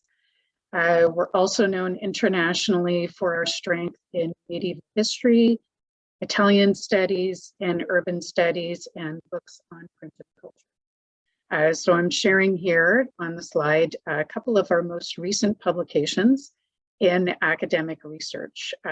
We publish about 150 to 180 titles a year, and about 3/4 of those are academic research books. We also have a particular strength in higher education textbooks. As a nonprofit university press, our goal is to publish affordable textbooks for undergraduate students. And we like to see ourselves as an alternative to commercial textbook publishers. Part of our mandate is to publish materials for course use that are pedagogically valuable, but also contribute to ongoing scholarship.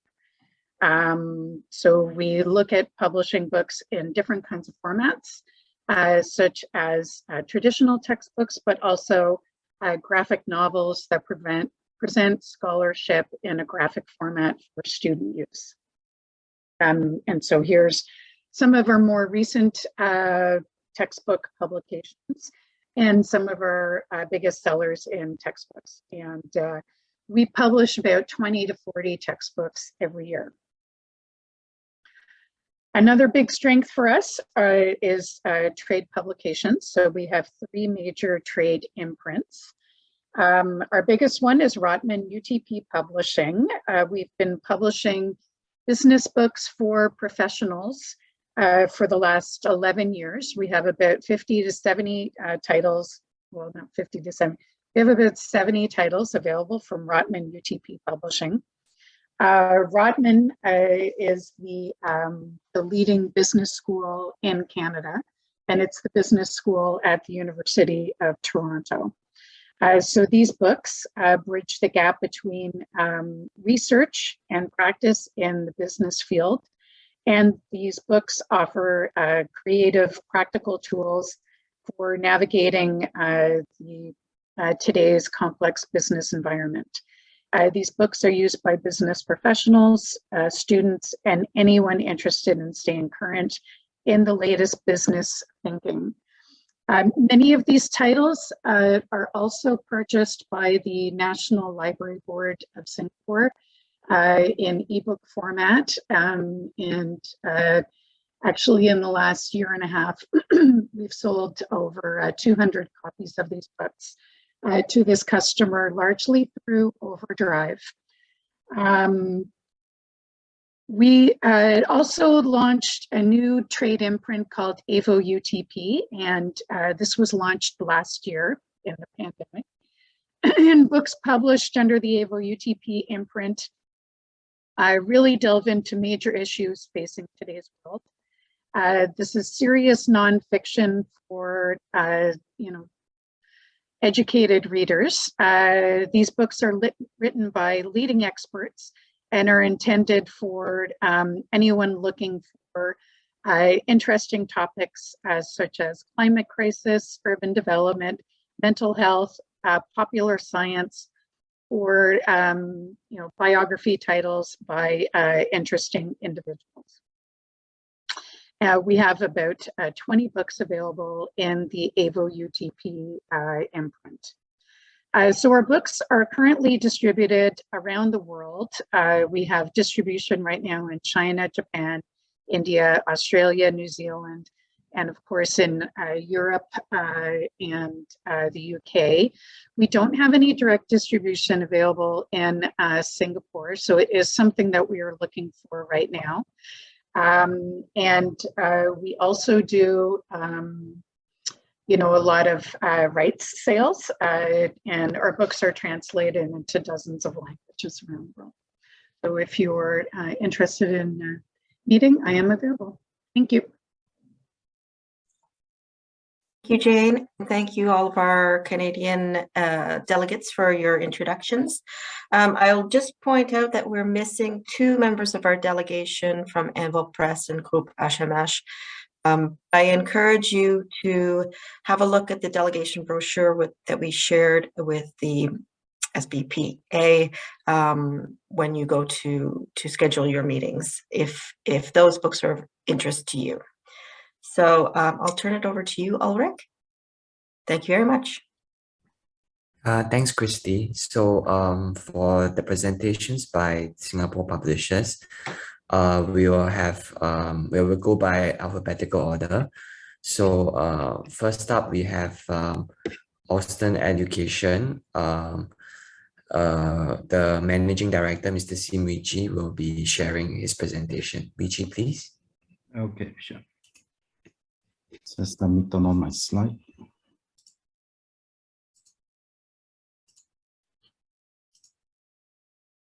Okay, can you guys see my slide? Okay, thanks. Right. Well, I'll just do a brief introduction of what Elston Education do. We provide content services, digital services, and consultancy services. And for the content side, we are focusing strictly on educational textbook. We publish based on the Cambridge curriculum. We also publish for country-specific curriculum and books for large school chains. So typically we work with distributor or publisher of another country, and then we implement the Singapore approach to learning math and science towards the local curriculum. And together with the local publishers, we promote the book and provide teachers training and help to train the team to go to the schools. And also just before pandemic, we embarked on digital services. So that was just in time for us. When the school were closed, we were still able to continue to service the teachers and students, that they can use our platform to continue to use access to the books. And the other pillar is the consultancy. We provide, we have completed projects with Ministry of Education to help them develop curriculum and textbook. So these are some of titles. So the top row are for the Cambridge curriculum, and typically when we publish, because these are textbook, so it will be from grade 1 to grade 6. And then the second row, the Happy series, are for catering for schools that are of lower ability. They need more graphics, nice drawings, lighter content, but still learn the learning objective. And the third row is for Thailand. So we publish based on the Thailand curriculum, and again, applying the Singapore approach to learning math and science, which many countries are looking forward.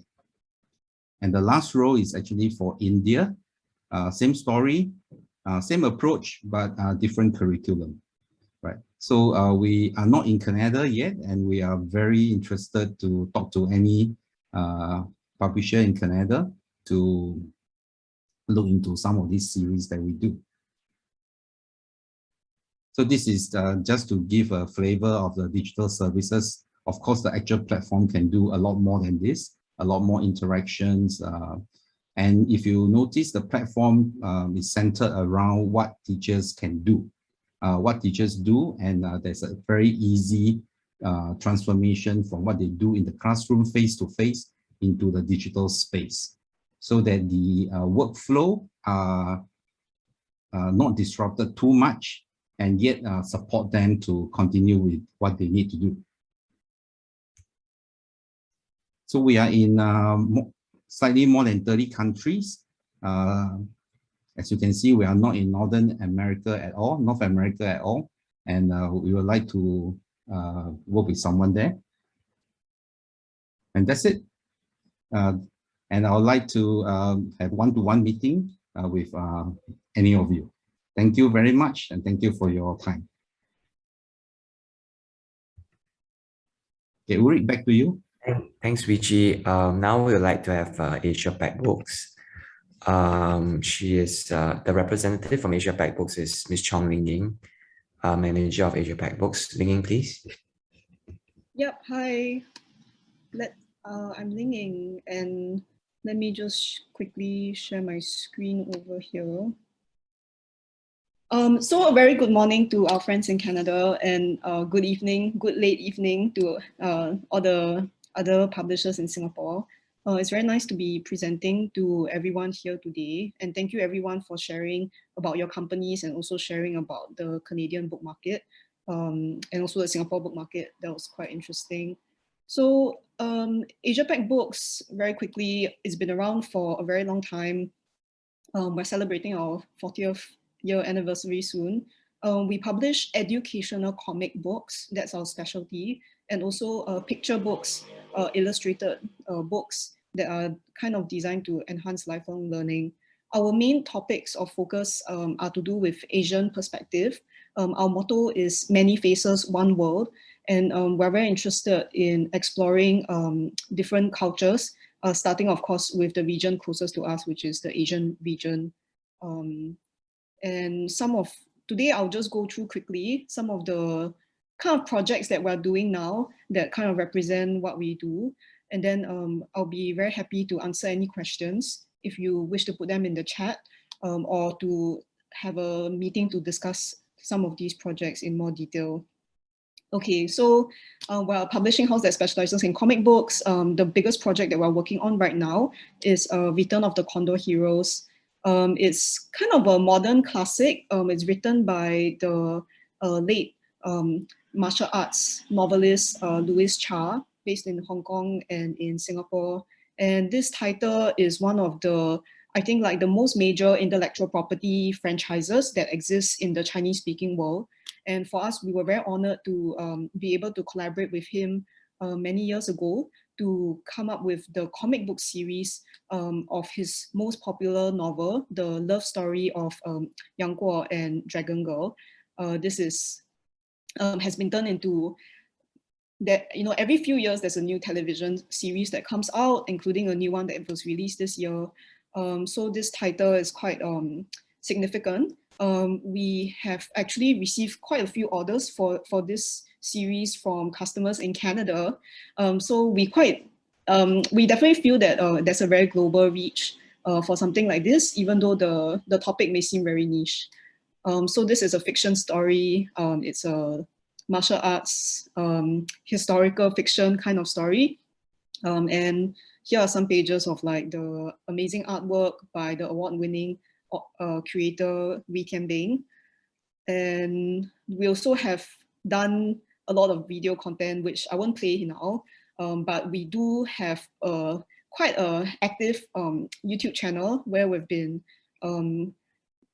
promoting some of our titles, especially this Return of the Condor Hero series. So that's kind of one of the biggest projects that we'd like to talk about today. And then going quickly to introduce some of our other titles. Okay, it'll start playing. So let's skip this. We do more comic books. This is a superhero story about a group of Asian superheroes.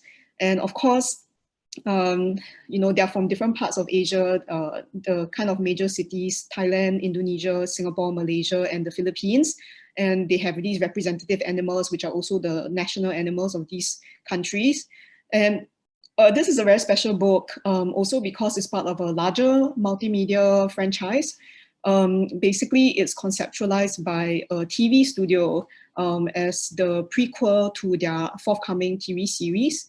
And we're very lucky to be able to be kind of part of this project together with them, where we're hoping to grow the Sacred Guardians franchise into something that's both in books, in print and audio and digital book formats, as well as in television and hopefully animated series and movie opportunities in the future as well. So that's one of the kind of projects that we like to work on at Asia Pac Books. And then very quickly, I will, okay, we won't play this video.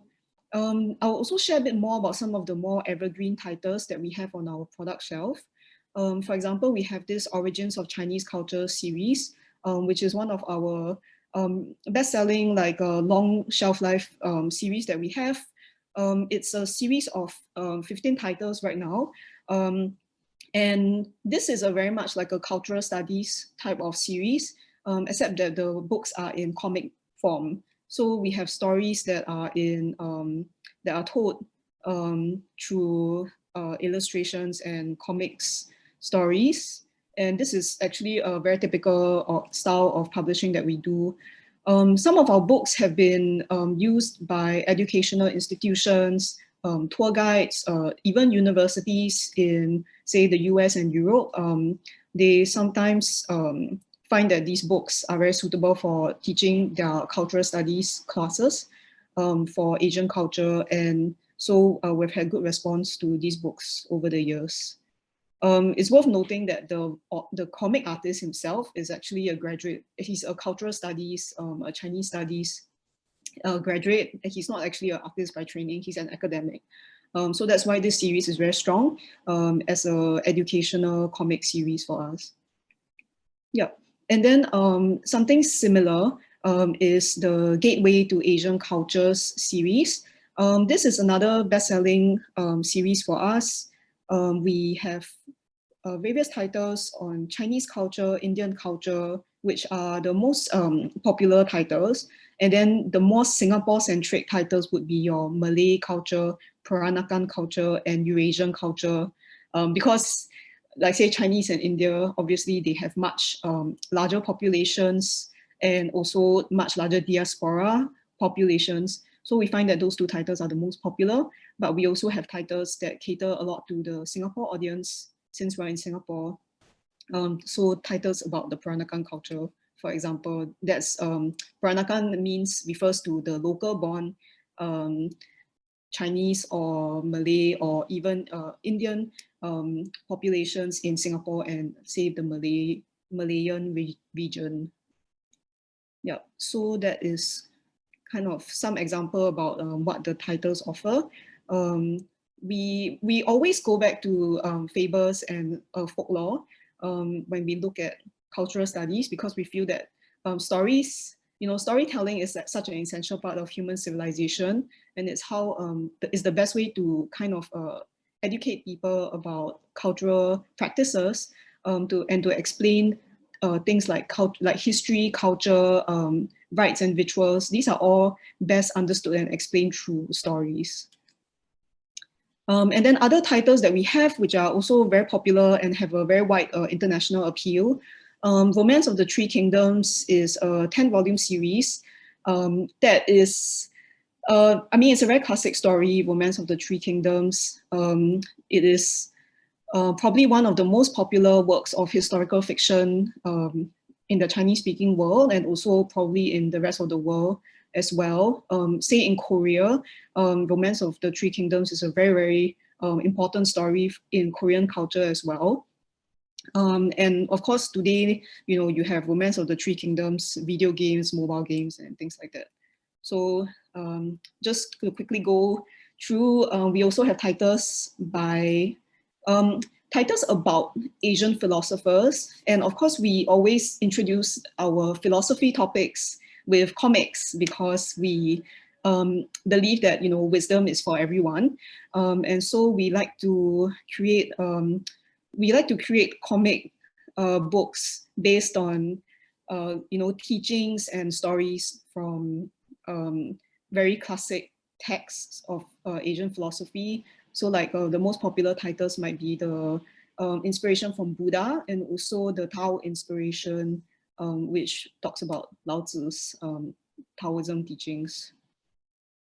Yeah, and then of course, doing comic books, we also like to do children's picture books. So this is just an example of one of the picture books that we have. We have a series where we have a main character who makes friends with other children from different cultures, and then together they go to a festival and they celebrate together with friends and family. So for us, like this type of book represents a lot of what we stand for, which is promoting cultural diversity and cross-cultural understanding. Yeah, and this is one of the newer titles that we have, Candy the Adorable Kitten. This series is a flat book series, so it's not a board book, but it's also not just a plain storybook. It has flaps where children can read the books and also lift up the flaps to see the story. And this series is very popular and has been actually adopted by not the Ministry of Education per se, but one of the programs that they run under the ministry. So the reason why this series is so popular is because it was conceptualized and created by an early childhood educator, and the whole series is designed to tackle some of the very key aspects of early childhood development, including, of course, like their hand flap coordination, and then also things like sounds, colors, and names of things, animals, and simple concepts like that as well. So, our company, we're very open to rights discussions. We have a very long history of rights collaboration, both buying and selling rights. So we'll be very, very happy to meet with any of the Canadian publishers here today to discuss more about potential collaborations or rights exchange, or even say, we are open to things like co-publications and other kinds of creative collaboration too. So please feel free to keep in touch. I will drop the link to the slides in the chat as well. So please do reach out if there's anything that I can help with. And yeah, thank you and take care.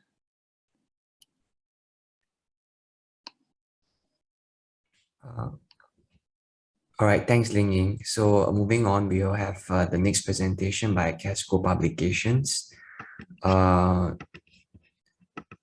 So the speaker from Casco will be Ms. Kathy Low, Business Manager. Kathy, please. Thank you, Eric. Let me share my screen.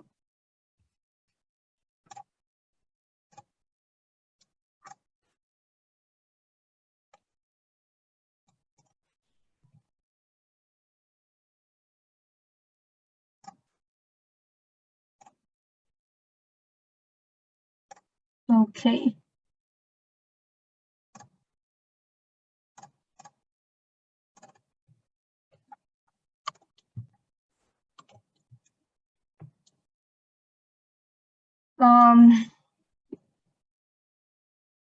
Can you guys see my screen? Okay, thank you. Good morning, friends, publisher from Canada, and good evening, fellow Singaporean publishers. My name is Kathy, and I'm representing Casco Publications today. We are Singapore education book publishers. and we have been around for nearly 40 years, because education is a very core sector in Singapore.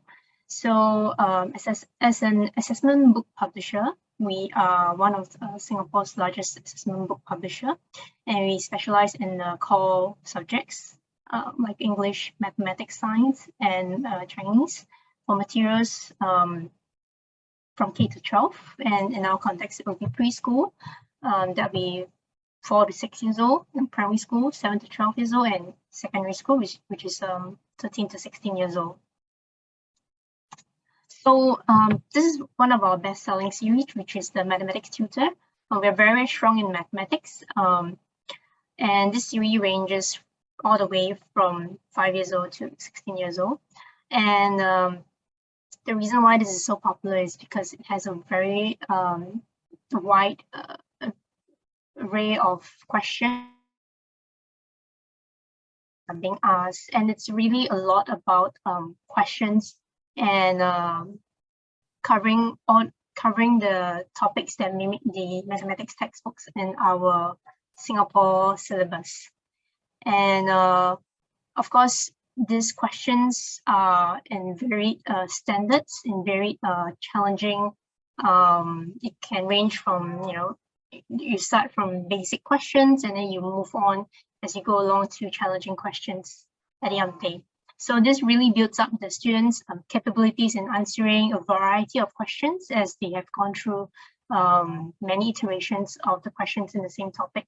Yeah, and the most important thing in this series is, of course, the answers are full work solutions, in the sense that you can, our author, spent a lot of effort and time in very detailed in terms of explanation, so that the students, when they refer to the answers, can have a very clear understanding of each step as it's guided along the way. And we value also a lot on IQ questions, especially in mathematics. This is very important for especially for preschoolers and younger lower primary students below the age of 10. These questions actually really stimulate their thinking process, and also these questions are also following closely with our local our mathematics syllabus. So a lot of times these books are very popular, especially during the holidays, which is this period of time now, where the students actually spend more time at home, especially during the pandemic. And instead of doing the regular questions following the syllabus, they can now spend time doing these IQ questions, which are really quite fun. Some of the questions in our IQ Mathematics Kindergarten series is sometimes I can't answer so quickly as well. So it's actually quite a fun bonding session between the parents and the students, such that they can answer these questions together. And we also value a lot on illustrations. We always, make the illustrations fun and lively, such that it stands out in terms of, not the typical mathematics questions where they get, repetitive and boring. So we supplement a lot with colorful.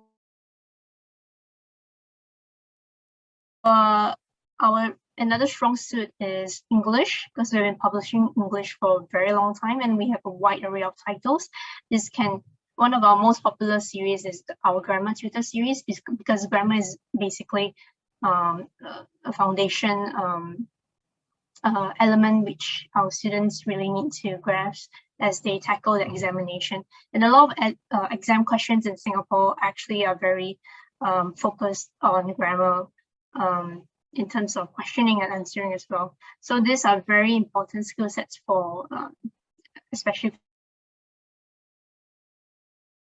have a very good practice on. And of course, again, our we'll give a lot of examples, and in these books, notes are included, and very clear examples are also given throughout the books. Okay, so again, preschool series, La as you série can see from our covers, préscolaire, we are very, we really pride ourselves in making nous really sommes nice, très colorful, fiers attractive covers to de really attract the produire parents as des well as pages students to pick up the couverture books and colorées, have fun with attrayantes it. pour So these encourager. questions are, it can be story based, it can be theme based, but basically it's the idea is really fun and lively illustrations in order to stimulate their creativity and imagination. But of course, at the end of the day, it also helps them practice their mathematics, which is a win-win on both ends. All right, so this is the end of my short presentation. We are happy to discuss any sales and distribution with Canadian friends. Ways we also buy rights, we also sell rights, and any sort of customization which you might find useful. We can collab on projects on co-publishing as well.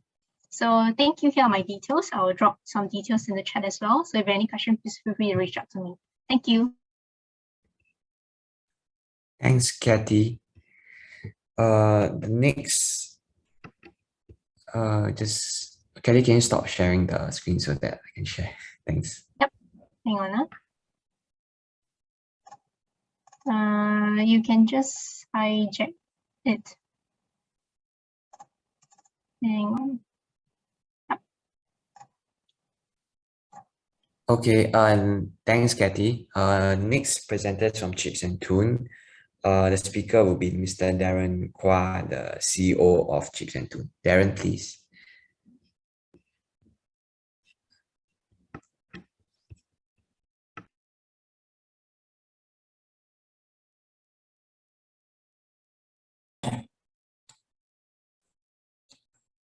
Okay, hello everyone.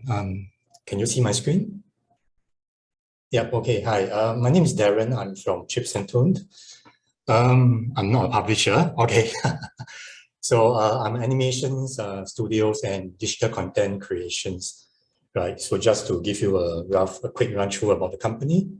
We started in 2007. Although we don't publish books, but we love to tell stories. Okay, we create stories in different forms, from TV to web to print, right? So these are some of the projects or milestones that we have achieved over the past 15 years. We work with different network players, from Nickelodeon in Asia to Nickelodeon in US to Netflix and Cartoon Network. Okay, so I'm going to share with you today one of our projects. The title of the project is called Foxtail, right? So it's about the adventure of a bunch of animals, kids, about their adventure. The world of Foxtail is built in Asia, so they meet a lot of animals and also a lot of mythical creatures. So the objective of Foxtail is that I would like to share, the stories, the mythologies of Asia, to all the young children worldwide, from a Singapore perspective, because as you know that Singapore, we have a mixed influence from the East and West, right? So we want to tell, our very own stories to the children worldwide. And Foxtail, we have it on TV, have it on internet. And currently we are doing a lot of activities with the preschoolers. And moving forward, we are looking to publish books and also create digital content on this product. Okay, so as a content creator, as a storyteller, we believe in reaching out to the children. We have been in the market talking to broadcasters, talking to distributors, but eventually we realized that we are talking to a bunch of adults, right? So we want to speak to the children. So starting in December 2020, we approached the preschools in Singapore, right? So we approach, different preschools, and currently we have collaborate with over 170 preschools within a period of 1 year. We have the preschoolers from 4 years old to 6 years old watching our contents, playing with the activities that we have engaged. Of course, the primary objective for this is that we want to make sure that our contents are understood by the children, right? We are doing this content in a way that we have, 17 episodes. So we have contents that are finished, completed, and we'll bring it out to the schools. So while the writers are still creating more stories, we gather feedback from the schools, from the parents, from the teachers, and we bring it back to make sure that the next stories will work even better, right? And indirectly, what we are doing right now is that we are creating a platform for all our future projects, be it animations, contents, or ebooks that we are going to bring in. Right. Since we are meeting our friends from Canada, I'll share with you our feedback from some of my, audiences, overseas, like in Canada.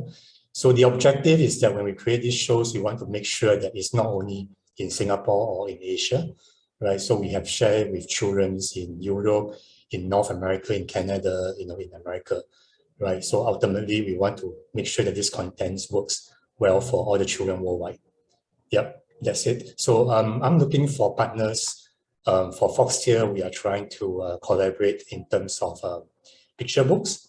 And at the same time, if I were to go back to this page, we are building a digital platform, which for a start, we will look at all the contents from Foxtails. But moving forward, we will include other content as well, which we will buy a license and convert it into digital animated ebooks, right? So, if you have any, books that are suitable for this region, feel free to contact me.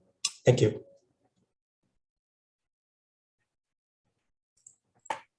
Thanks, Darren. Now we'll move on to the next presenter. Okay, I need to know how to stop share. Yeah. The next presenter is ilovereading.sg. The presenter is Nixon Low, founder and publisher. Nixon, please.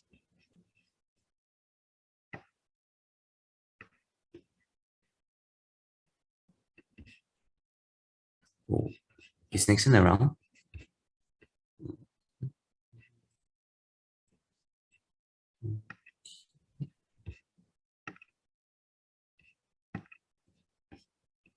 I think he dropped off call just now because his laptop has issue.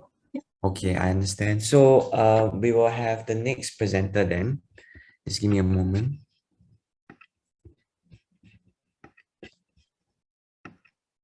JSIM Education, we have Tyra, business manager. Tyra, please. Hi, just give me a moment to share screen.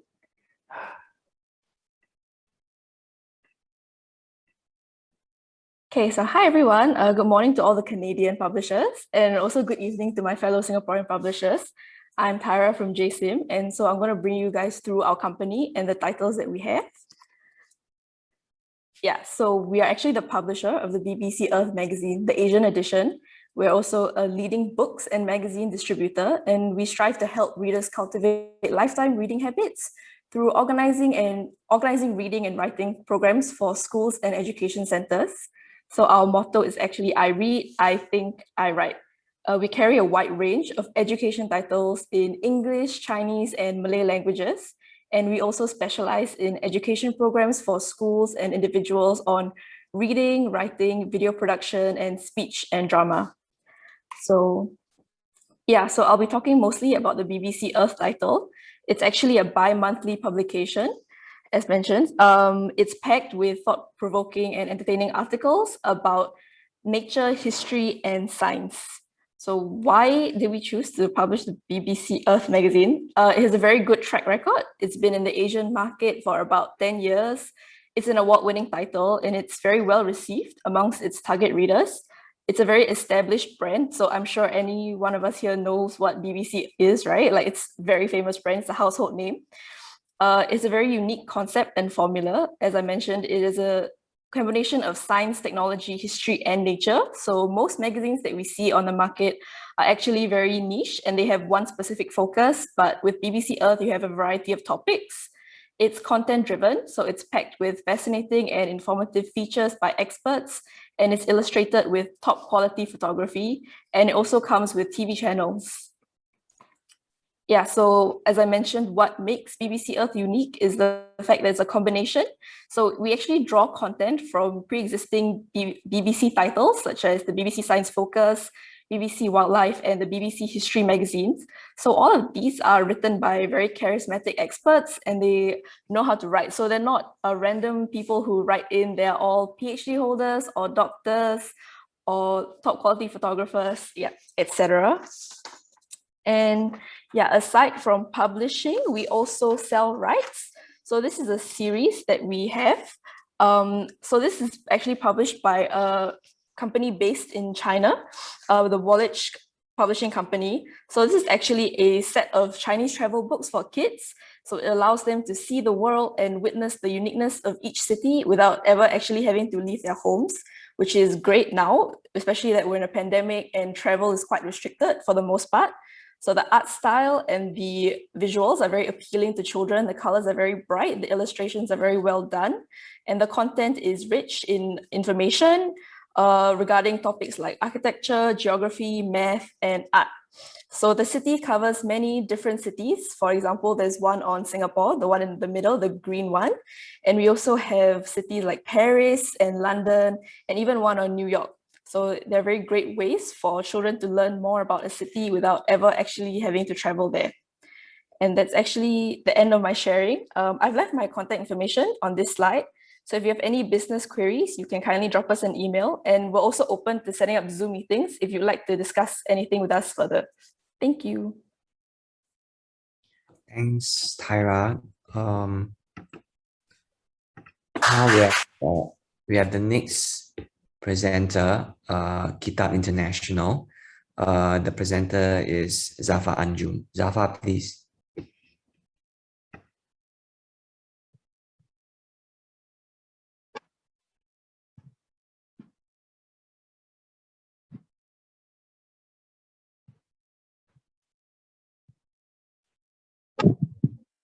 Good evening and good morning, everyone.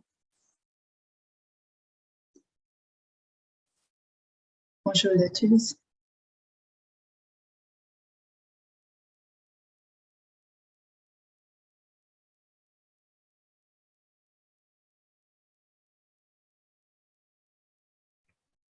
Zafar, you're on mute. Sorry, I didn't realize that. Good morning and good evening to all of you. And thank you for giving me the opportunity and the time to talk a little bit about Kitab and our publications. So Kitab means book in many languages. And we are an indie press. We do a very limited number of titles. We started in 2005 as a platform to connect Asian writers. And we started publishing books in 2013. We started with one title, and now we have published close to 100 titles. Now I know it's getting very late and everybody is sort of like gone through a lot of information to absorb and carry back. So I will keep it very, very tight. I know that I want you to go back with one or two titles, names in your memory so that you'll remember that. So even though we publish across genres like fiction and poetry, young adult literature, management, self-help, spirituality and criticism titles, the one title I want to talk about is this, the Best Asian Short Story Series. So we started this in 2017, and it is very much on the lines of the Best American Short Stories series. The only difference is that there they select stories from journals and magazines. Here we do it in an original curated form. Every year we have a different editor who is either a well-established writer or somebody from academia who teaches creative writing. And we give out a call and we collect the best stories from all across Asia. This is in English, and we just released the 6th volume. the best Asian short stories 2021. And alongside it, we have also released some titles which are related, like the best Asian speculative fiction, best Asian crime stories, best Asian travel writing. And luckily, the reception to this has been very good so far all over the world. Even writers from Canada, Asian writers from Canada have contributed to it. And in fact, the editor for the Best Asian Short Stories 2022, the next year one, the editor comes from Canada. He's based out of Canada. He used to teach in La Salle College. Now he's based there, so he will be editing the next volume. We have already given out the call. So, and this is basically a representative volume of emerging Asian voices. So it's a good mix of some established voices and mostly new voices, and it gives you a glimpse of what's happening in Asian society today. So that is something that we are very proud of, and we'd be happy to have any kind of collaboration for the Canadian market if possible. So that's one. The second title, very quickly, I want you to remember, probably if you can, is this. So in the same series, this year we are starting the Best Asian Poetry, and one of its kind anthology from Asia, basically. And in this volume, which is the inaugural volume, we have 130 Asian poets who are not only living in Asia, but who are spread all across the world.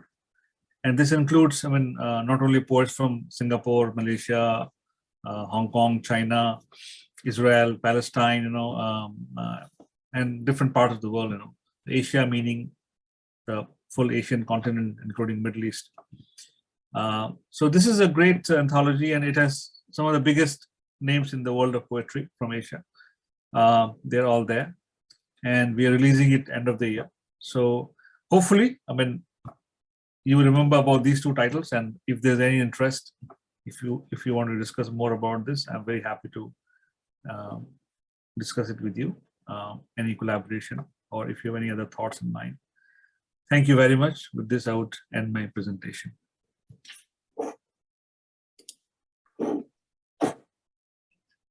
Thanks, Zafar. Now we'll move on to the next presenter. The next presenter will be from Marshall Cavendish International Asia, and she is Janine Gamila, Marketing Manager. Janine, please. Hello, everyone. I will start my screen sharing. Is that all right? All right. Yeah, go ahead. Okay, thank you. So we have had a very brief introduction earlier when my colleague Mindy did her presentation. So I will keep our introduction quite brief. Basically, we have been longtime publishers. We publish mostly in English. In terms of distribution, what we can share is we do have direct distribution in Canada. That is care of one of our distributors down there. We are also part of Simbi, which is an edutech company that is based in Vancouver. So we are very pleased to note that we've had some very warm reception in the Canadian market. And, if there was any opportunity to further collaborate with our Canadian publishers, we would be happy to do so. So these are examples of some of our books that have been licensed. For this particular presentation, we are concentrating a little bit more on parenting, educational, and picture books, which some of them were also highlighted in the earlier presentation. So going forward, a couple of titles which we are working on right now, which do have a lot of appeal internationally, would be some titles that are geared towards education. One of them would be The Wonderful World of Words, which is written by a Stanford PhD graduate. So she's a doctorate from Stanford, and she is one of Singapore's leading education specialists. So this is a series that is fast growing. In fact, we are planning to publish another 10 volumes in 2022. And the reception for this title has actually been pretty good. So this is one of our major titles for this year that are geared for children. The other one is we are also strongly building a portfolio on STEAM titles. One of them is actually called the Changemaker series.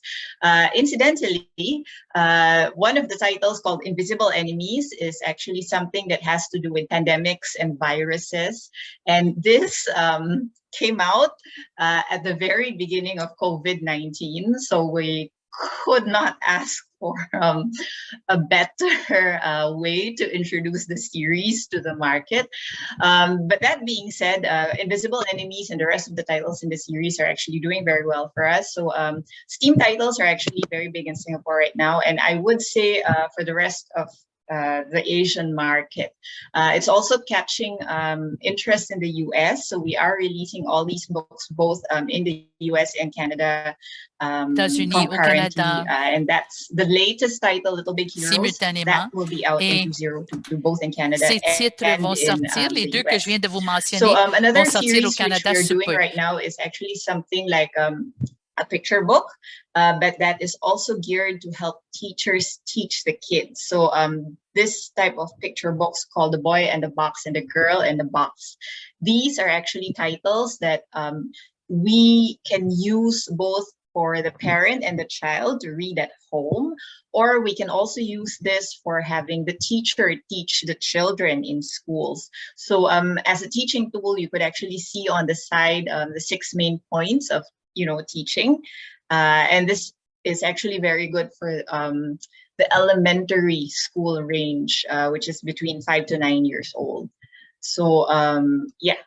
So I'm keeping my presentation quite brief. However, like I said, we buy rights, we sell rights as well. So we are open to opportunities, and we will be getting in touch with some of you quite soon for the earlier stuff that we have seen so far.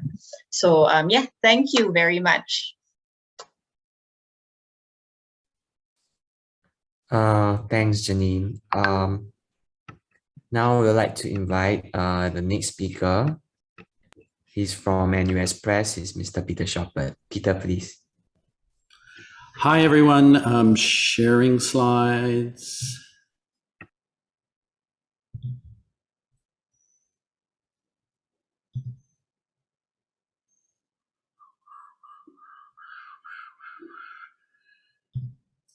Very good. So NUS Press, first of all, thank you very much to the translators. I've been listening in on the French channel. You've done a fantastic job, and thank you to everyone for sticking with us so far. I'm afraid it's driven me to drink. It's been a great session, but a bit long, but so nice to meet everybody. NUS Press, I'll be very brief. We're a university press on the North American model.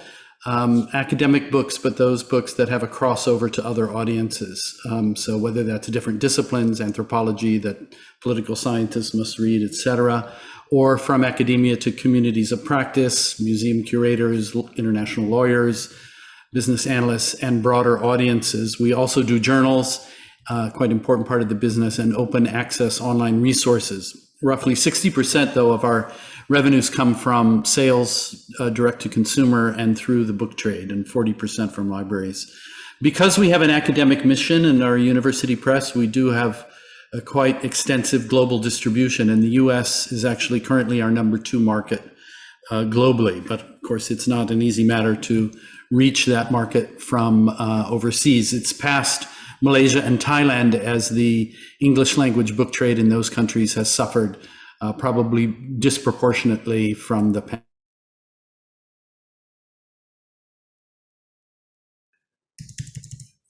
Go to the next slide.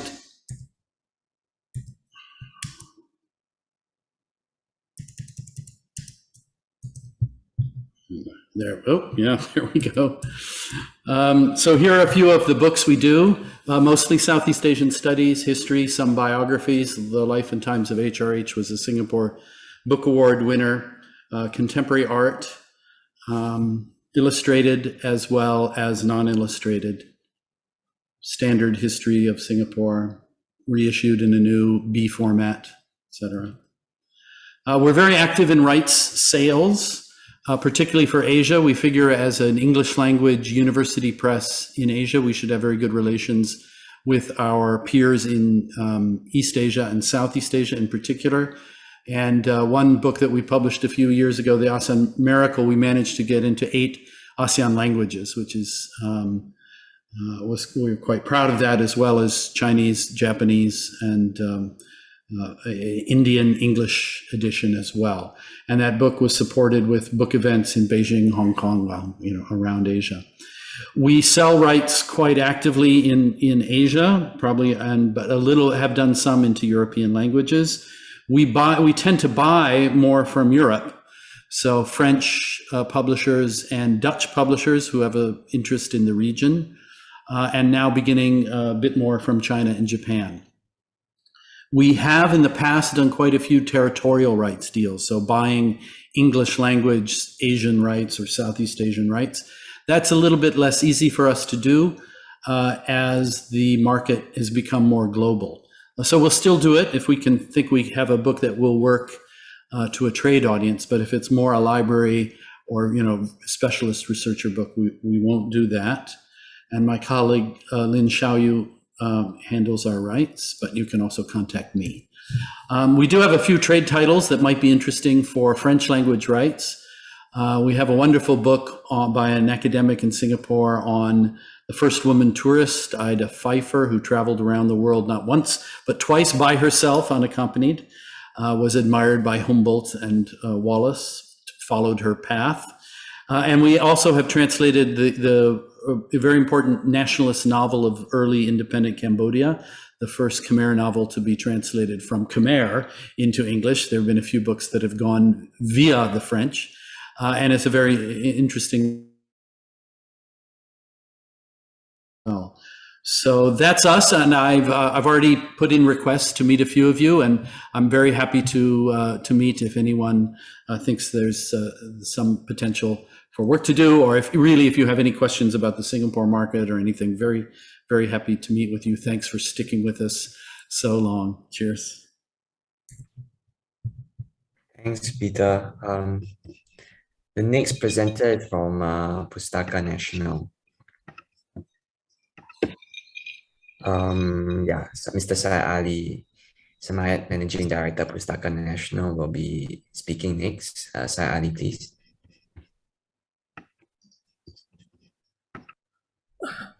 Hello, all right? Yeah.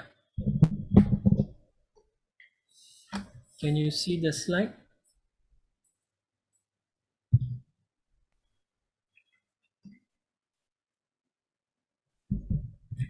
Okay, I'll keep it very short. A little bit about the company. We are a family business company. Started in 1963 as a bookshop, and then we ventured into publishing. We sell mostly religious titles, but we have about 200 titles on fiction. Mostly we publish in the Malay language. We do have some English titles. We have fantasy series in Malay. We have so far 5 titles from this series and continuing. We also have a lot of children's picture books. This is one of them. When we do picture books, we do it in print, audio, and ebooks. So when we do any publication now, we want to get the rights for all these 3 items. So this is our first picture book series that we developed. And then we went to work with our teacher trainees to develop a series of children's picture books. This was also done in print, ebooks, and audiobooks. So this is the first series. We call it the GPS series.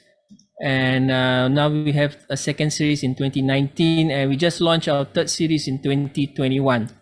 So this is a brief view of our publication.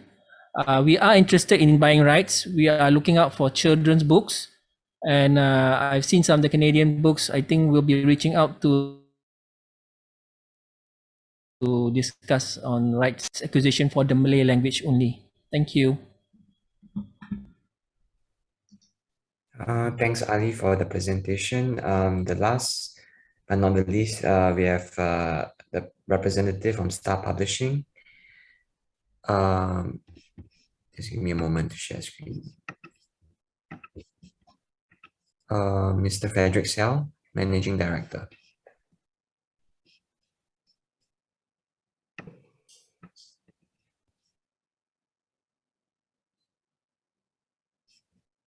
Hi, Ulrich.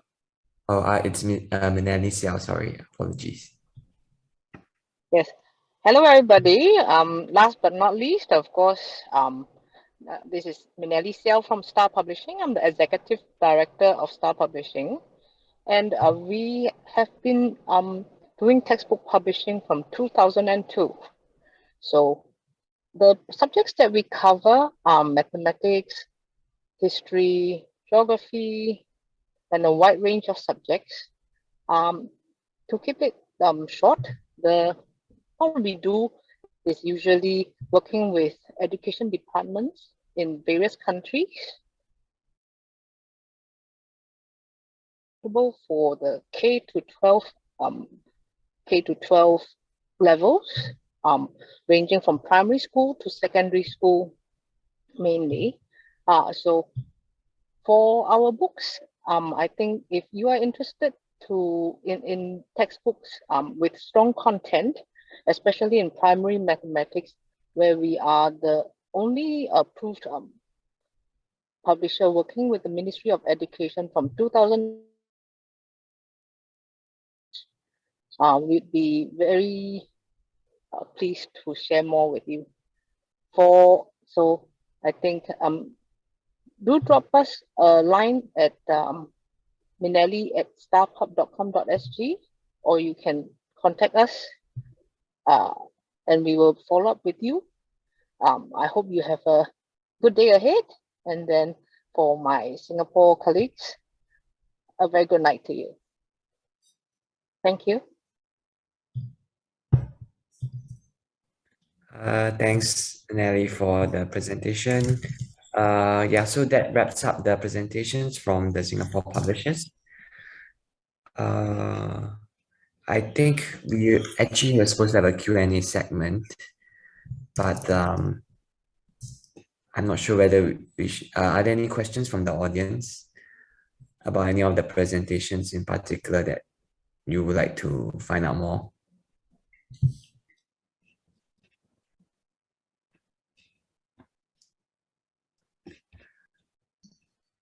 I just have one question. Will it be can the Canadians allow us to share the video of the Zoom session so that we can review it at a later time? Some of the context. Yes, absolutely. We are recording the session and we will be sharing that. Usually we send it out for a little bit of editing, but we'll share it with you all as well. I don't see any questions in the chat myself at the moment, but any questions that come from our side after this session, we'd be happy to forward.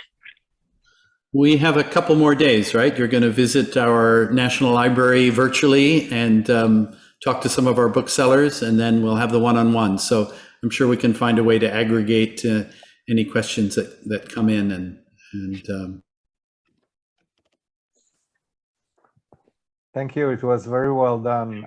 Thank you for the Singapore Book Publishers Association, and Christy and Tristan. You did an amazing job.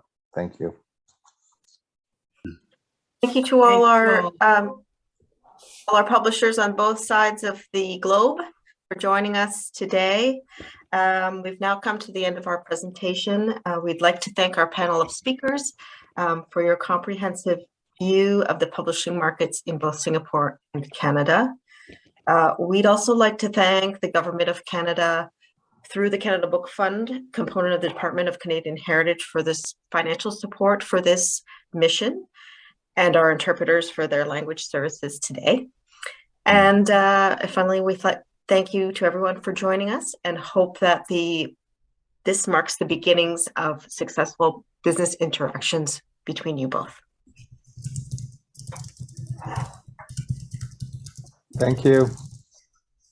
Can we all take a picture? Yes, Oh, we can. yeah. Yeah. Okay. Commemorate this special occasion.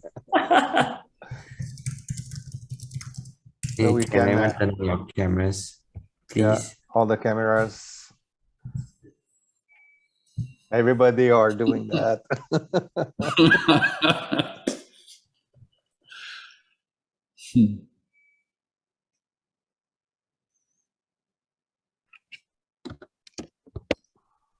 I would like to receive this this picture also. Oh, Ulrich, if you send that, it will be lovely. Okay, so I guess on the count of 3, right? Thank you. Okay, 1, 2, 3, smile.